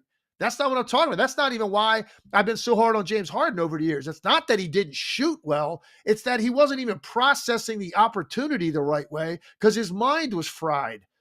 That is what is demoralizing to a team, to a coaching staff, to a star player. You're looking at it going, well, how am I supposed to overcome that? And that is what Maxey is not going to do. And I don't think Oubre will either. I think Oubre is a guy that's going to play the same way every night. He's going to have some ups and downs. He's a little streaky. I get it. He's not going to look different. That's what it matters the most to Joel Embiid, man. I'm not out here by myself taking this on. You guys are here with me, and that's why I have a lot of confidence in this team. So and the other thing of how Embiid is playing, now we saw it before the injury, and then we've seen a glimpse of it. And even the other night, now listen, you can give me all you want. I agree. It's the Pistons or the teams they're playing or whatever. But I'm watching his efficiency on offense, right? Like, look at his ball movement. Look at his passing. Like, his passing has improved. Like, I don't care what you talk about the opponent or anything else. His recognition on a double and it has been much improved. And you see it in his assist numbers. But if you just watch the game, you see a guy that's completely in tune of his offense and his surroundings and his teammates. And I think he's playing just at an elite level. Yeah, it's amazing the way he's playing right now. And he honestly, to me, what separates him is the ultimate hammer, which is a 15 to 18 foot jumper. He just does not miss. He doesn't miss that shot. It's actually mind blowing to see a dude that big and strong with hands that are that big be able to shoot a basketball with that kind of touch from those distances. And it's literally, you look up and down the league and you want to take, all the elite players. There's certain things they do that are like, that's their go-to unstoppable move. It's like one of the highest percentage things that somebody can do, right? Whether it's, Luka's step back or Jokic's little floater, in the lane that he shoots that one-legged little floater off the pick and roll. Like, he doesn't miss that shot. You take all the elite players, KD going right for a pull-up 18-footer, like toward the baseline. Like, he doesn't miss the shot. Westbrook back in the day, coming at you with a head of steam, stopping at the foul line like a pogo stick and going up. He didn't miss that shot. You could go up and down. And for me, that's Embiid with the 18-foot jumper, or even maybe 15 to 18. He doesn't miss the shot when he's got space, and it's just the ultimate hammer. The reason being, it's the hardest place on the floor to run traffic at somebody because he's already facing the basket. So he sees everything coming his way, and it's made him a better passer because the one area, going back to his early days when he had some struggles, and why I said they were going to continue to have a hard time closing out series in the playoffs is because running your offense through a 7-footer with his back to the basket as he starts to back guys down is a really difficult proposition on how to close it out, because it's hard for those guys to be able to pick the ball up at the right time as a double comes and then deliver it where it needs to go quickly. And to the right, even if that wasn't a shot, it was the right pass that would lead to the next pass, which would lead to a shot. And he really struggled with that, man. And you'd see him cough the ball up, because he picked it up half a count too late. Now he's getting raked and he's losing the ball, or he's throwing it to the wrong place. Now, most of the action he sees, he's facing the defense. So if you want to try to run a double at a guy holding the ball in between the elbows or at the top of the key, go ahead, because he's got every single passing lane available to him. And that's why you see teams so reluctant to do it. It's a really hard place to pull that off without leading something directly to a dunk or a three-point shot. So instead, teams live with it. And the problem is he doesn't miss it. He just completely guts you if you allow him to have that shot that many times. And it's really amazing to watch. He's become one of the best shooters in the NBA. And then he goes to the line, he doesn't miss. Guys shooting 88, 90% from the line. It's like, good luck. What are you supposed to do? So now it comes down to put all that together, man, and do it again night after night in the postseason. and just let your guys stay in their lane because you're doing what you're supposed to do. And I'm confident he's there now. He's at a place this stage of his career, Anthony, with everything he's been through. He looks super comfortable, man, in those spots. And that's why they've got a great shot. Let's see how this plays out. I mean, there's a lot going on here right now. You'd have to win a play-in game. They're trying to get out of that. We'll see. The big thing is don't end up in 8. Right. Seven or 6, fine. Yeah. 7 or 6 is where you got to be, man. Don't get into 8. Your reward is go play the Celtics. Well, let's real quick. Last thing. Let's examine the East for a second. So put Boston on its own, spots. Set them aside because Celtics are that good. Look at the other contenders. We talked about Milwaukee and Giannis and Doc and the fact they play no defense. Size up the rest of the field. The Knicks have no Julius Randle coming back. All right. Look at anybody else that you think is dangerous. Oh man, I would look. I'm going to give you a sleeper team. And again, it depends where they finish. But I'm telling you right now, man, whoever gets the Indiana Pacers in the first round, you're going to have your hands full. Indiana is playing great basketball, and they play a style and a pace that's different than anybody else you've played all year. Now it will change a little bit. It'll slow down a little bit in the postseason, and we'll see how that affects them. But the way that they get into their offense as quickly as they do, and the way that they space you out, and they've got great chemistry, and Halliburton creates that with his ball moving and making guys better, and he encourages you to run because he rewards you. He encourages you to cut because he rewards you. Indiana's, look, I'm not saying they're going to make a deep run. I'm just saying, hey, maybe it takes 6 or 7 really hard fought games to get rid of them. That they're kind of a scary team. Like, I'll be honest with you, man. Cavaliers don't scare me. Milwaukee was already struggling, and who knows what's going on with Giannis. They can call that a calf strain all they want to. When a dude grabs the back of his leg, goes down, it looks that shocked, and then limps out of the building like that, who knows how long that lasts? And what does that mean for Milwaukee, even in the first round, the way that they were playing? I think they're in deep trouble. Look, by the way, I had already told people prior to the Giannis injury, if Philly could get 7, they're going to beat the Bucks in the first round. Yeah, you did. That was before the injury. Now you factor in he's limited or unavailable for some of that series. I would really like Philly in that spot. Like the Heat, they're just missing something, man. This Heat flipped the switch, playoff Jimmy and all that stuff, man. I don't think not this year. Doesn't look like it's going to be this year. There's something about that team that's missing. And then you got the Magic, and I think they showed you a lot here late, because they had a critical game against the Rockets the other night where they had the Rockets and then they got 2 games left with the Bucks. And at the time of saying, if they beat Houston, who, by the way, had just their season was over after that winning streak, Warriors separated. They weren't going to catch Golden State. They're really playing for nothing here at the end of the year. And you got the Magic. They beat them and then they win the 2 Bucks games. They got the 2 spot. That's what they were playing for. And man, they couldn't beat Houston. They don't beat the Bucks without Giannis Antetokounmpo, and they weren't even close in that game. So how much do you buy into the Magic? I thought all year that team played over its head according to their roster. It didn't make sense to me that they were in the top 3 in the Eastern Conference at one point with that roster. So I don't look at them as a real threat. Milwaukee already went over. The Knicks, to me, would be probably the one team you wouldn't want to play because of how hard they play.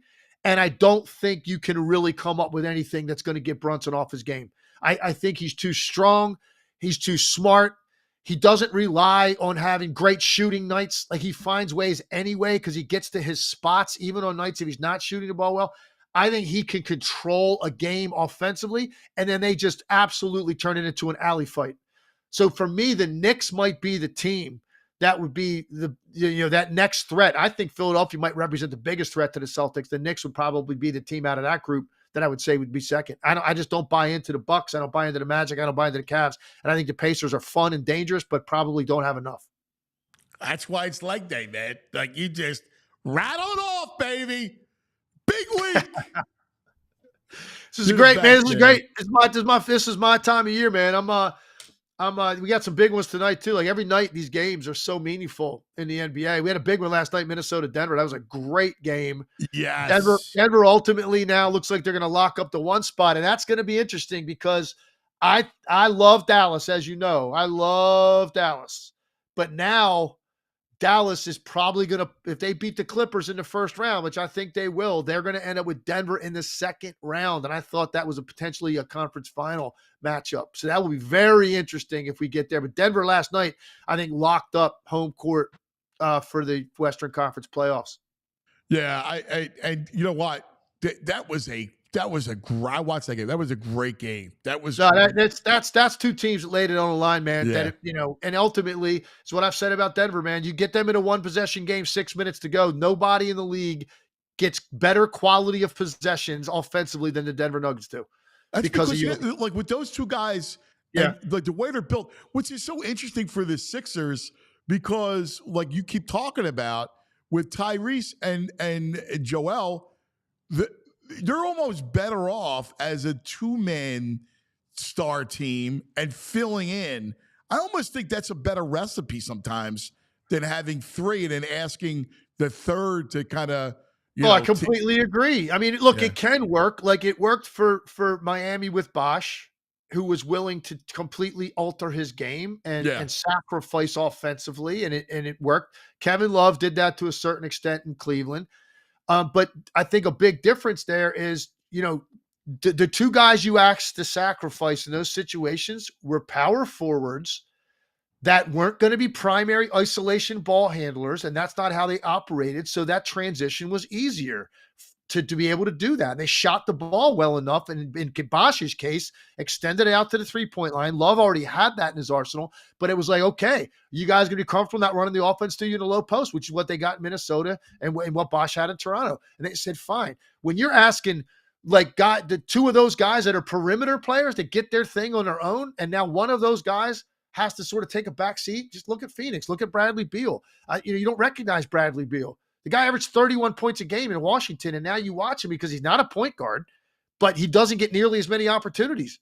And you're going, okay, well, how's that exactly going to work? He's not going to be able to alter his game in a way that's going to fit with the spacing. And that's what those two bigs did. Other teams have had a much more difficult time replicating that. So we'll see, man. It's fascinating. It's fascinating. I can't wait, though, until we get to Sunday night about 6 o'clock when all these hypotheticals are gone. Yes. And we know who's playing who. And starting with the play-in next week. I love it. We'll have you on early next week to go over all of it.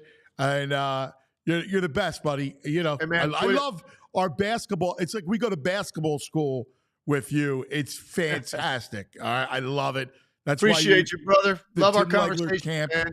Yeah, thanks. Absolutely. Hey, oh yeah, real quick, by the way, just so you know, because it's registrations are just flying right now. Tim Legler basketball camp. If you're interested, South Jersey, man, go to the website, timleglerbasketballcamp.com, because we sold out every session last year, weeks out. From it's late July, early August. Go check out the website, timleglerbasketballcamp.com. You might have to add another week. You know that. Well, everybody's begging me to, and it's a matter of finding time. By the time I get to the summer with this NBA stuff, it's like reintroduce myself to my family. Yeah. Hey guys, make the dogs got to sniff my hand to know I'm not a stranger coming in the house. It's that kind of thing. So then I get that week, which is obviously, they don't exist. So by the time I get that done, I'm ready to grab some golf clubs and get to the beach and grab a margarita. So, but listen. It's going to happen. It's a matter of time. I have to, because the camp's bursting at the seams, man. And I hate saying no to any kid that wants to come learn, because I'm going to make you love the game more. When you walk in the gym on Monday morning, my entire goal is when you leave here on Thursday afternoon at 5 o'clock, my goal is you love it more. For whatever reason, that's the whole goal of a coach. Yeah, you're going to get smarter. I'm going to teach you a lot of ways to get better. The key is I'm going to make you love it more, because I'm going to inspire you and I'm going to teach you. And that's what it's all about at that age, man. And that's what I believe in. That's what my entire staff believes in. Hey, whether you're, 15, 8, or, 50 you years could be old, a high-level AAU player, me, or you could never have touched the basketball. I love the game, but being around you, it makes me love it even more. What can I say, man? It's been my life. It pumps through my veins. I'm a passionate dude, and I love this game so much. And when it's played the right way, it's the most beautiful sport ever created.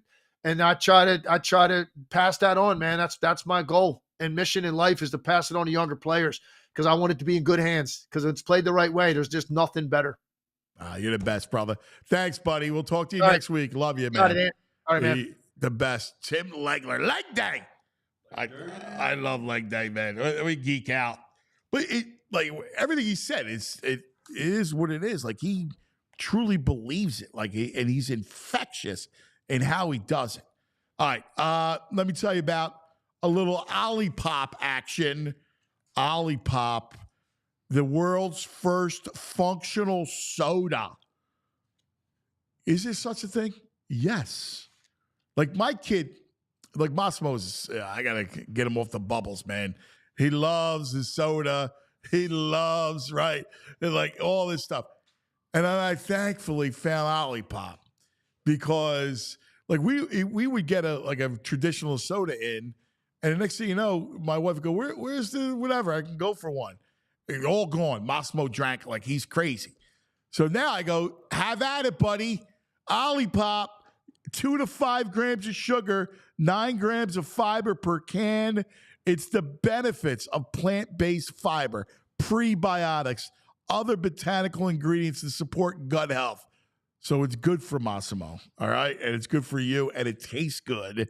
That's the beauty of it. It's available, Ollipop, online, almost 30,000 retailers nationwide, including Wawa. Yeah, that's right, Wawa. You can find your Ollipop at Wawa. Again, it's amazing because it's good for you, and it tastes great, and all kinds of flavors. Like, you'll love it. Strawberry, vanilla, very good. The classic root beer is from my Anthony. We'll put a scoop of vanilla ice cream in there. He likes the vanilla bean. You have to have the bean in the Ollipop root beer. That makes the float. So check it out. Use the code PHLY20, PHLY 20. That's 20% off your next Ollipop order, PHLY 20. Ollipop sold online, drinkollipop.com, Amazon, and again, Wawa, Target, Wegmans, ShopRite, GoPuff, Ollipop. Well, real quick, we wanted to thank you guys for tuning on in, and sorry for VG's tuba ringtone. We did see that in the comments there, so we do apologize for that. Well, real quick, I just want to take a quick second to say thank you so much for taking the time out of your day to watch or listen to the Anthony Gargano Show. If you're watching live on YouTube, make sure you guys hit that like button, subscribe. When you do subscribe on YouTube, hit that bell button. You'll find out exactly when the Anthony Gargano Show is live. It'll let you know. And of course, if you are listening to this, make sure you guys subscribe there. You leave a rating. We would truly appreciate that. And of course, be part of the family. Be a diehard here today, ladies and gentlemen. Diehard is the best because you get exclusive content. You see articles that you can't see on the website because you have to be a diehard, including some discounts on some great merch that we have. You see me rocking the swag on a day-to-day basis. Right now, we got the new 4for4 t-shirt on there, ladies and gentlemen. So make sure you guys check that out as well. So that's what we got here. You're at the PHLY family, cuz. All right, my boy. All right, coming up, Clubhouse. Clubhouse right? time. All right, we got the Clubhouse coming up. VG, comments. So get your comments in, and we'll read them. We'll bat all that around this portion of the Anthony Gargano Show, brought to you by the Bet Park Sportsbook app. You love to play. You love to win. You're going to bet Parks. We'll do that. Clubhouse, Faith. Well, all that's coming up next. Portion of the Phillies from last night. I want you to see this on our PHLY Phillies show. Renee Washington and the bro, Jamie Lynch. John, let's welcome you in. I want to get your thoughts first, John, because I've already had a chance to chat with James over here. We need the Diego, please. I mean, my thought is a win is a win is a win. You know, not the prettiest, but look, they're 6-6. They won 2 straight series now. They're in an okay place. You've even, I think, Rojas Castellanos, they got their averages up above 100. You know, we're making some incremental progress here, and you know, a win beats a loss, and 6-6. I know some people like the comparisons, some people hate them, but that's what they did in 2008. After 12 games, they were 6-6. So we have no idea where the season is going to go yet. We have no idea who's going to excel, who's not. These early season numbers, you know, they tell you some things, but it's important not to overreact. Phillies had 8 hits today, John, and I think the part that's kind of like, I don't know, a little dampening, a little just sad about the win, and I don't want to start negative, but they were all singles. I think a lot of it could probably be contributed to the weather today. It turned into a little bit of a pitcher's mutters duel with Lance Lynn and his fat ass busting belts, and Aaron Nola giving you a pretty good performance. You know, 8 singles, you're probably not going to win a ton of games normally with just 8 singles. But the Phillies were able to pull it out because I think Aaron Nola gave you a really good start, considering especially the weather today. Yeah. Thank you. That was, of course, the PHLY Philly show. Time now for a little Cousins Clubhouse. Violations, Greg Caputo, JP, John Zapata, as we always do our best and worst of the evening. So, Johnny, I'll start with you. JP, what was your best and worst of yesterday? All right, I'm going to go with for my Union fans out there. So last night we had CONCACAF Champions Cup.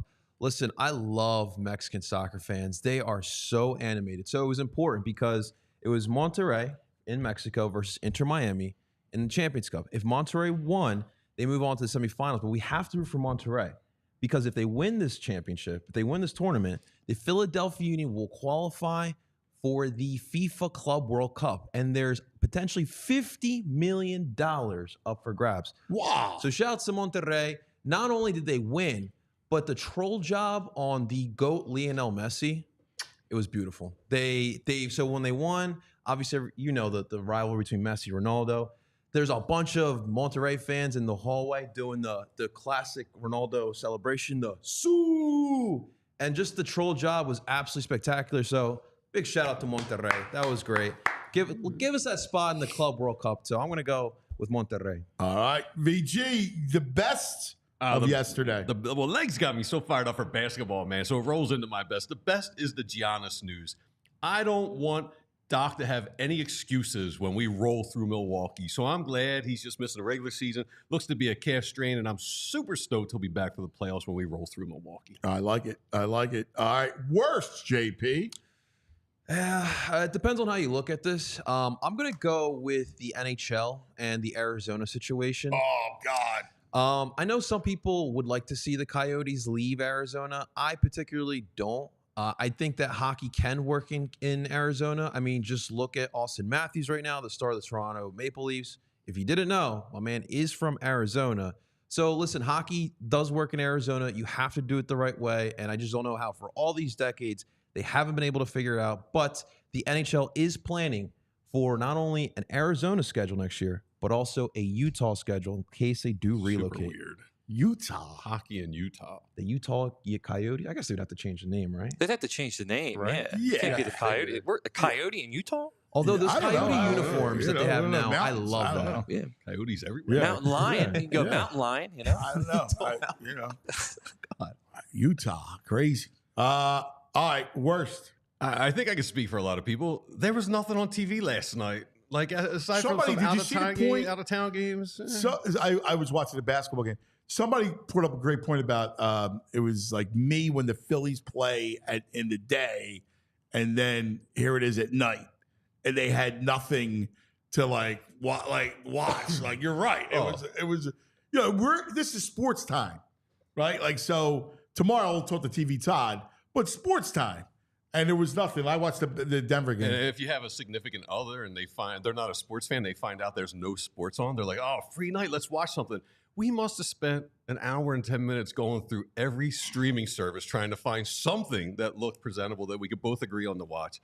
And she Dude, ended there's up, a she lot ended of up good falling shows out, to asleep. be honest She with fell you. asleep while we were looking. Did she really? Yeah. She's like, I'm out. That's a got pet to peeve of mine. That's a pet peeve of mine, doing that whole thing. My girlfriend's the same way. A movie, we'll go through like 6 or 7 titles. I don't want to watch that. I don't want to watch that. It's like, come on, pick one, please. Come on. There's actually a lot of great shows right now. I finally got to get my fiance to watch The Town, which was one of my favorites. Oh, yeah, the That movie? movie? Yeah, with that's Ben a good movie, Affleck. yeah. The Boston. Well, tomorrow TV Todd's going to join us. Can't And wait. We'll, I'd love to see what he thinks of Love is Blind. well, A Dude, classic. I just started Ripley. We tried to start that I last night. loved She it. wasn't digging it. I was like, really? Yeah. I loved it. Like it's I'll shot have to black sit and alone white. and try It's and watch it. beautiful. I loved it. All right. Time to go real quick. Our back in the day moment. This is a very interesting anniversary. And of course, our back in the day moment is brought to you by Rite Aid. Find all of your favorite goods at your neighborhood Rite Aid, man. That's what it is.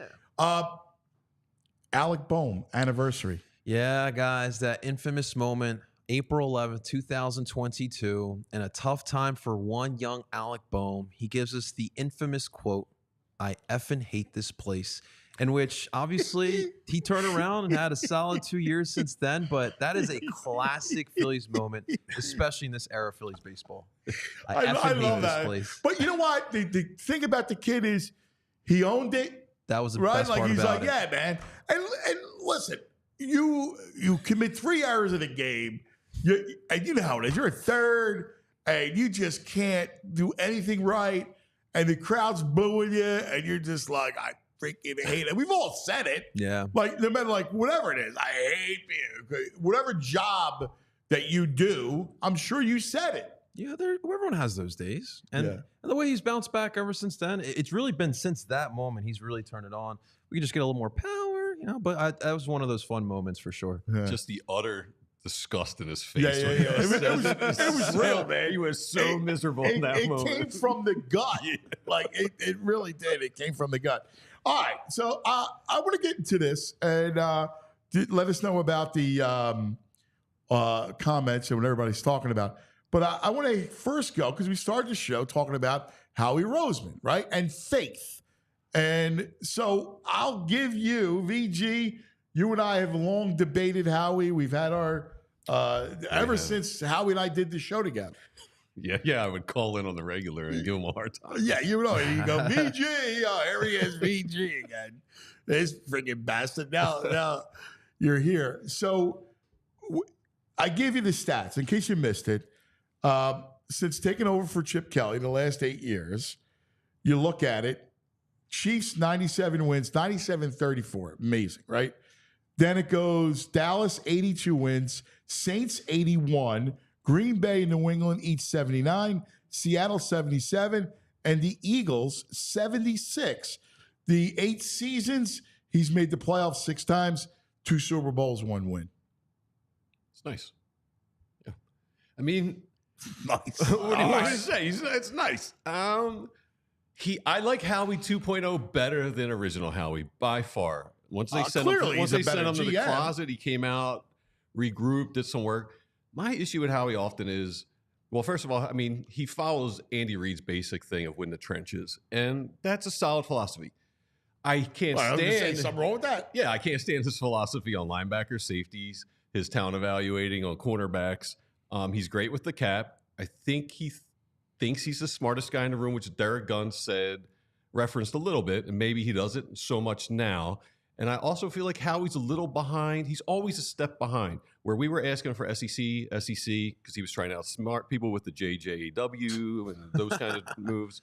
But now it's overcompensating too much to the point where they mock him a little bit on these mock drafts on ESPN, where they're like, someone will suggest a player on the mock draft for the Eagles. I'm like, oh, I don't know. It's not an SEC guy. We know how he only does SEC guys. Yeah, all right. Well, like that's not exactly like a shot. Like you're taking SEC. Like that's Yeah, but I mean, has it worked out? Jalen Carter's a player, fell to them, but I don't know, Kobe Dean, Jordan Davis. I mean, they're question marks just because they're SEC on the. I feel like he's over reliant now on those. Listen, I hear you, and the draft is the draft, and there has been mistakes without a doubt.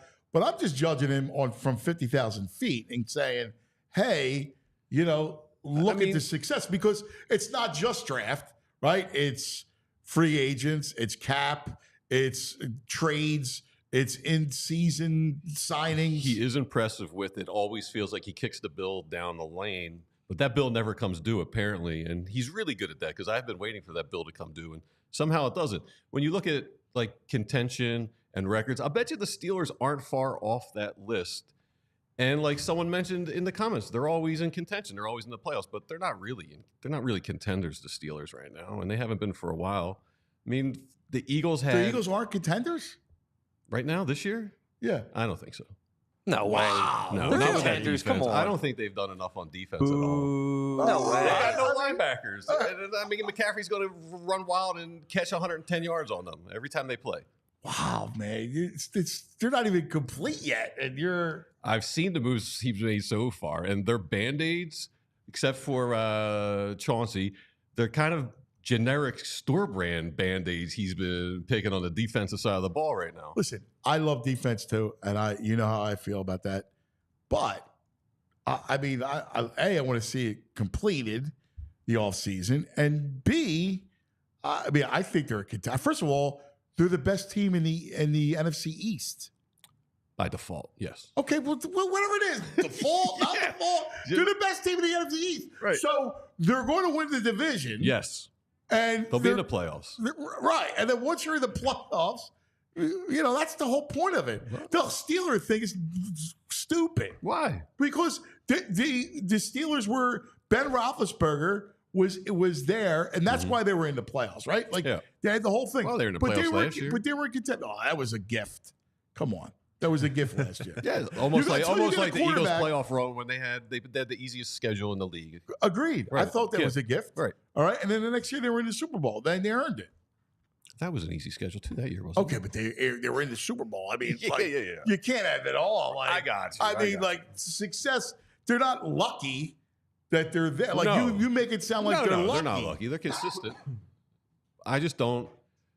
He's not my guy. He's not my guy. If I say faith meter, what's your in Howie or the Eagles in general? In Howie, 6.75. All right. Let me. That's not terrible. No, but I mean, one point on the trades though, Howie.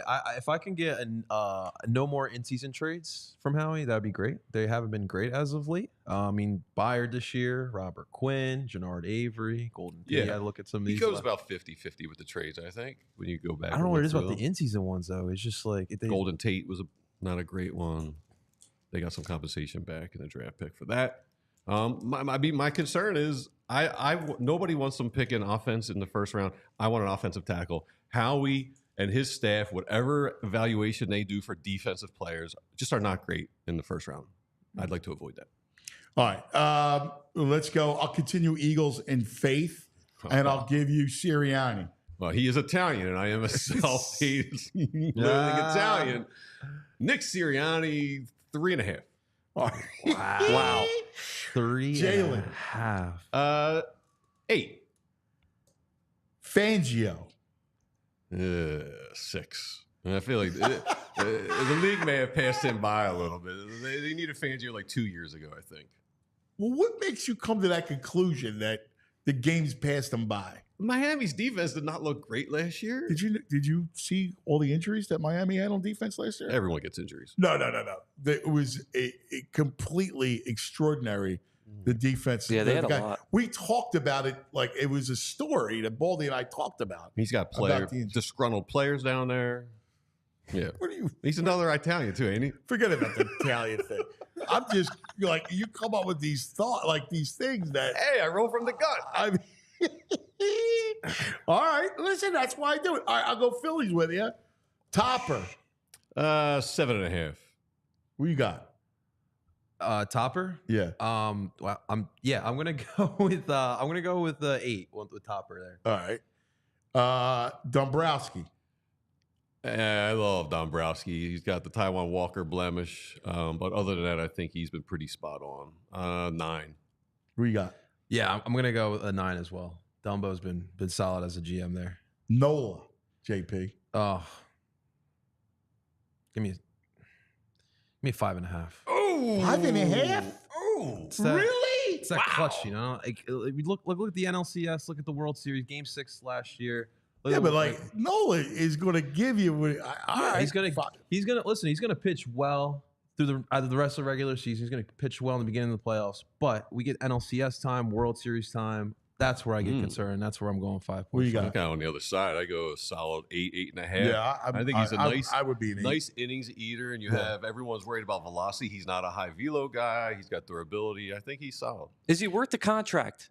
Yeah, Oh, compared to this what was day? out there. Yeah, Yeah, the way they are, the way they stay. Let's go Turner. Turner, I'm gonna go 8. I think 8 will he's gonna figure it out the rest of the way. He's actually gotten hot as of late, but I'm gonna give 8 to Turner here. You got an 8 to Trey. What do you I got? go at 9 with Trey. Trey's about to turn it on. His last 7 games, he's hitting .333 average, .407 on base percentage. I think he'll be right.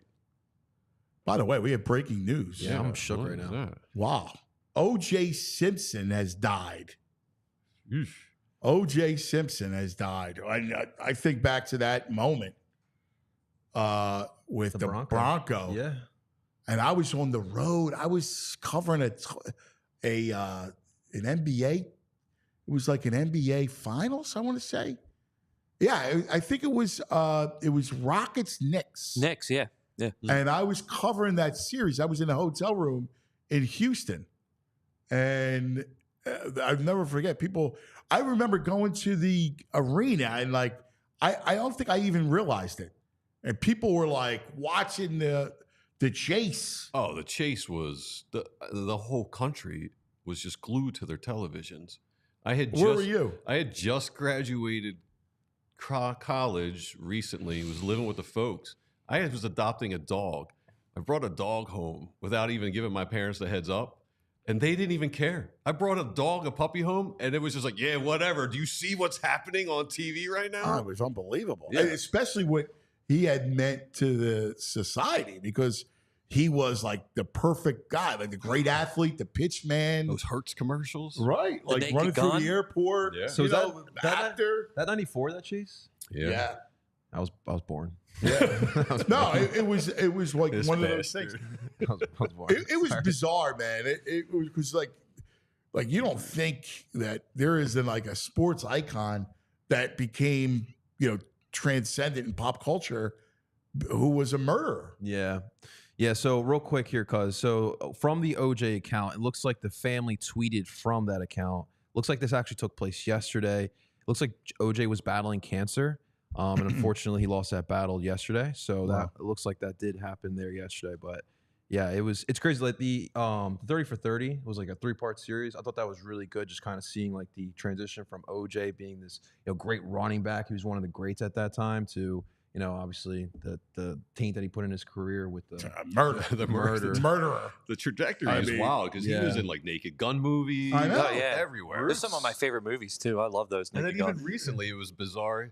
He resurfaced on like TikTok and Twitter doing commentary on like those Murtaugh murders or whatever in Tennessee. You're like, what the Yeah, because he hell? has the opinion, I'll never forget. I had to go. I was in spring training, and he was playing in a golf tournament at. Just after the murders? Yes, after the acquittal, and he was at a golf tournament. And it's like one of those islands in Florida, like Amelia, whatever it was, off the Gulf Coast or whatever. They're like, can you go and cover it? I'm like, all right. And like I sat with him for like 5 minutes. Really? And it was weird. It Were was you like interviewing awkward him? for you. Yeah. Yeah. It was awkward. No, he for you? wouldn't talk about, anything. Obviously. And like I tried to kind of soft pedal it at first to get, maybe I get something out of him. And talked about because I'm the sports guy. Yeah. And Does he act like nothing was happening? Like just it was bizarre. It was weird. I felt uncomfortable. Yeah. Yeah. That's wild. All right, let's finish this out. I got to get Sixers with you guys. Yeah. All right. So I'll go Morey. I mean, after legs talking, I want to give everyone 20s, but Morey, Morey gets hammered here. He hasn't done a lot of huge moves, but he was dealt a terrible hand when he got here, and I think he's done okay. I'm a good A with Morey. The fact that you had to do the Simmons, you got the Simmons thing, you had to do the Harden trade, right? Yeah. Like people could talk about like, oh, you want blowing it up. You're not going to do that. And then I don't think he was getting Halliburton for no. I mean, I asked him the question point blank a couple times. Every time he says no, that was never on the table. So I take him for his word. And look, he didn't give into the whims of Harden. He had a relationship with Harden. He didn't give into it and sign him and hamper this franchise. He moved on from him. And I like what he's done. I'm with you. I like what he's done with Nick Nurse. And I like the fact that he at the end of this year, you have 2 guys on their contract, your 2 best players. Look at even at the deadline. They were killing him for it. I mean, if you look at hindsight, it really wasn't that terrible the way people were making it out. I like that. I surprised at it. Wait, BG, do you have a number for Morey? Yeah, I'm an 8. Where are you at? Okay. With Morey, I'm also at an 8. All right. Yeah. Nick Nurse. JP. Nick Nurse, I'm going 9. Playoffs are coming. He's been the one coach we've had the past couple of years who knows X's and O's, in-game adjustments. So I'm giving him a 9. Perfect 10. Yeah. I love Nurse. Yeah, I'm with you. Tyrese, I mean, what are we going to give me a 10?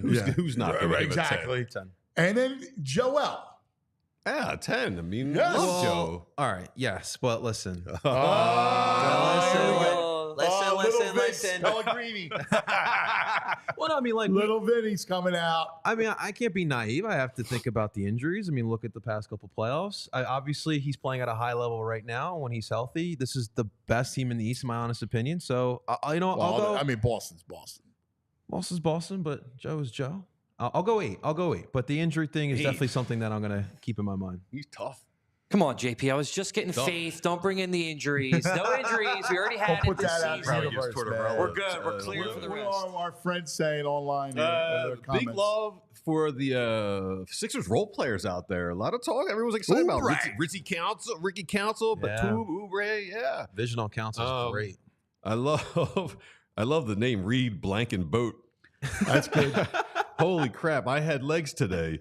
I had legs day today. It's a sign we're winning totally. Rick Sachs, better chance I hit Powerball than Harris balling it out in the playoffs. Dave Dewar, a lot of Tobias love today. Dave Dewar, Tobias going to ball out for Detroit next year.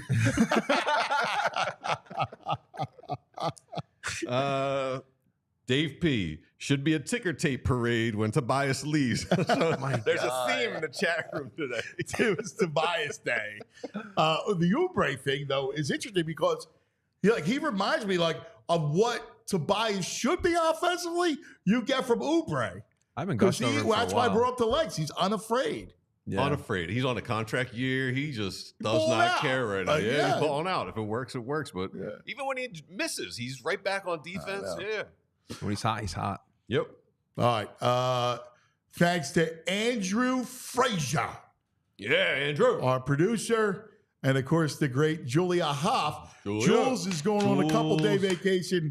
We want her to have some fun, enjoy herself with the family, then see her little nephew and the baby and the whole thing. So we love you, Jules. You root on her. She got her Philly slides on. She's Phillied out today, guys. She loves the Phillies. She's a Phillies freak. I feel for her. She's stuck in this stinky, tight room with us for I know. She's a 2.5 hours. What are you going to do, Andrew? All right, everybody, thanks for hanging. As always, we love you. Football Friday tomorrow with Baldy, TV Todd, to kind of get you set with that stuff. We'll get you all set for the weekend, and we love you. Be safe. Make the best of the day, and we'll see you tomorrow morning. We all silly like the mayor.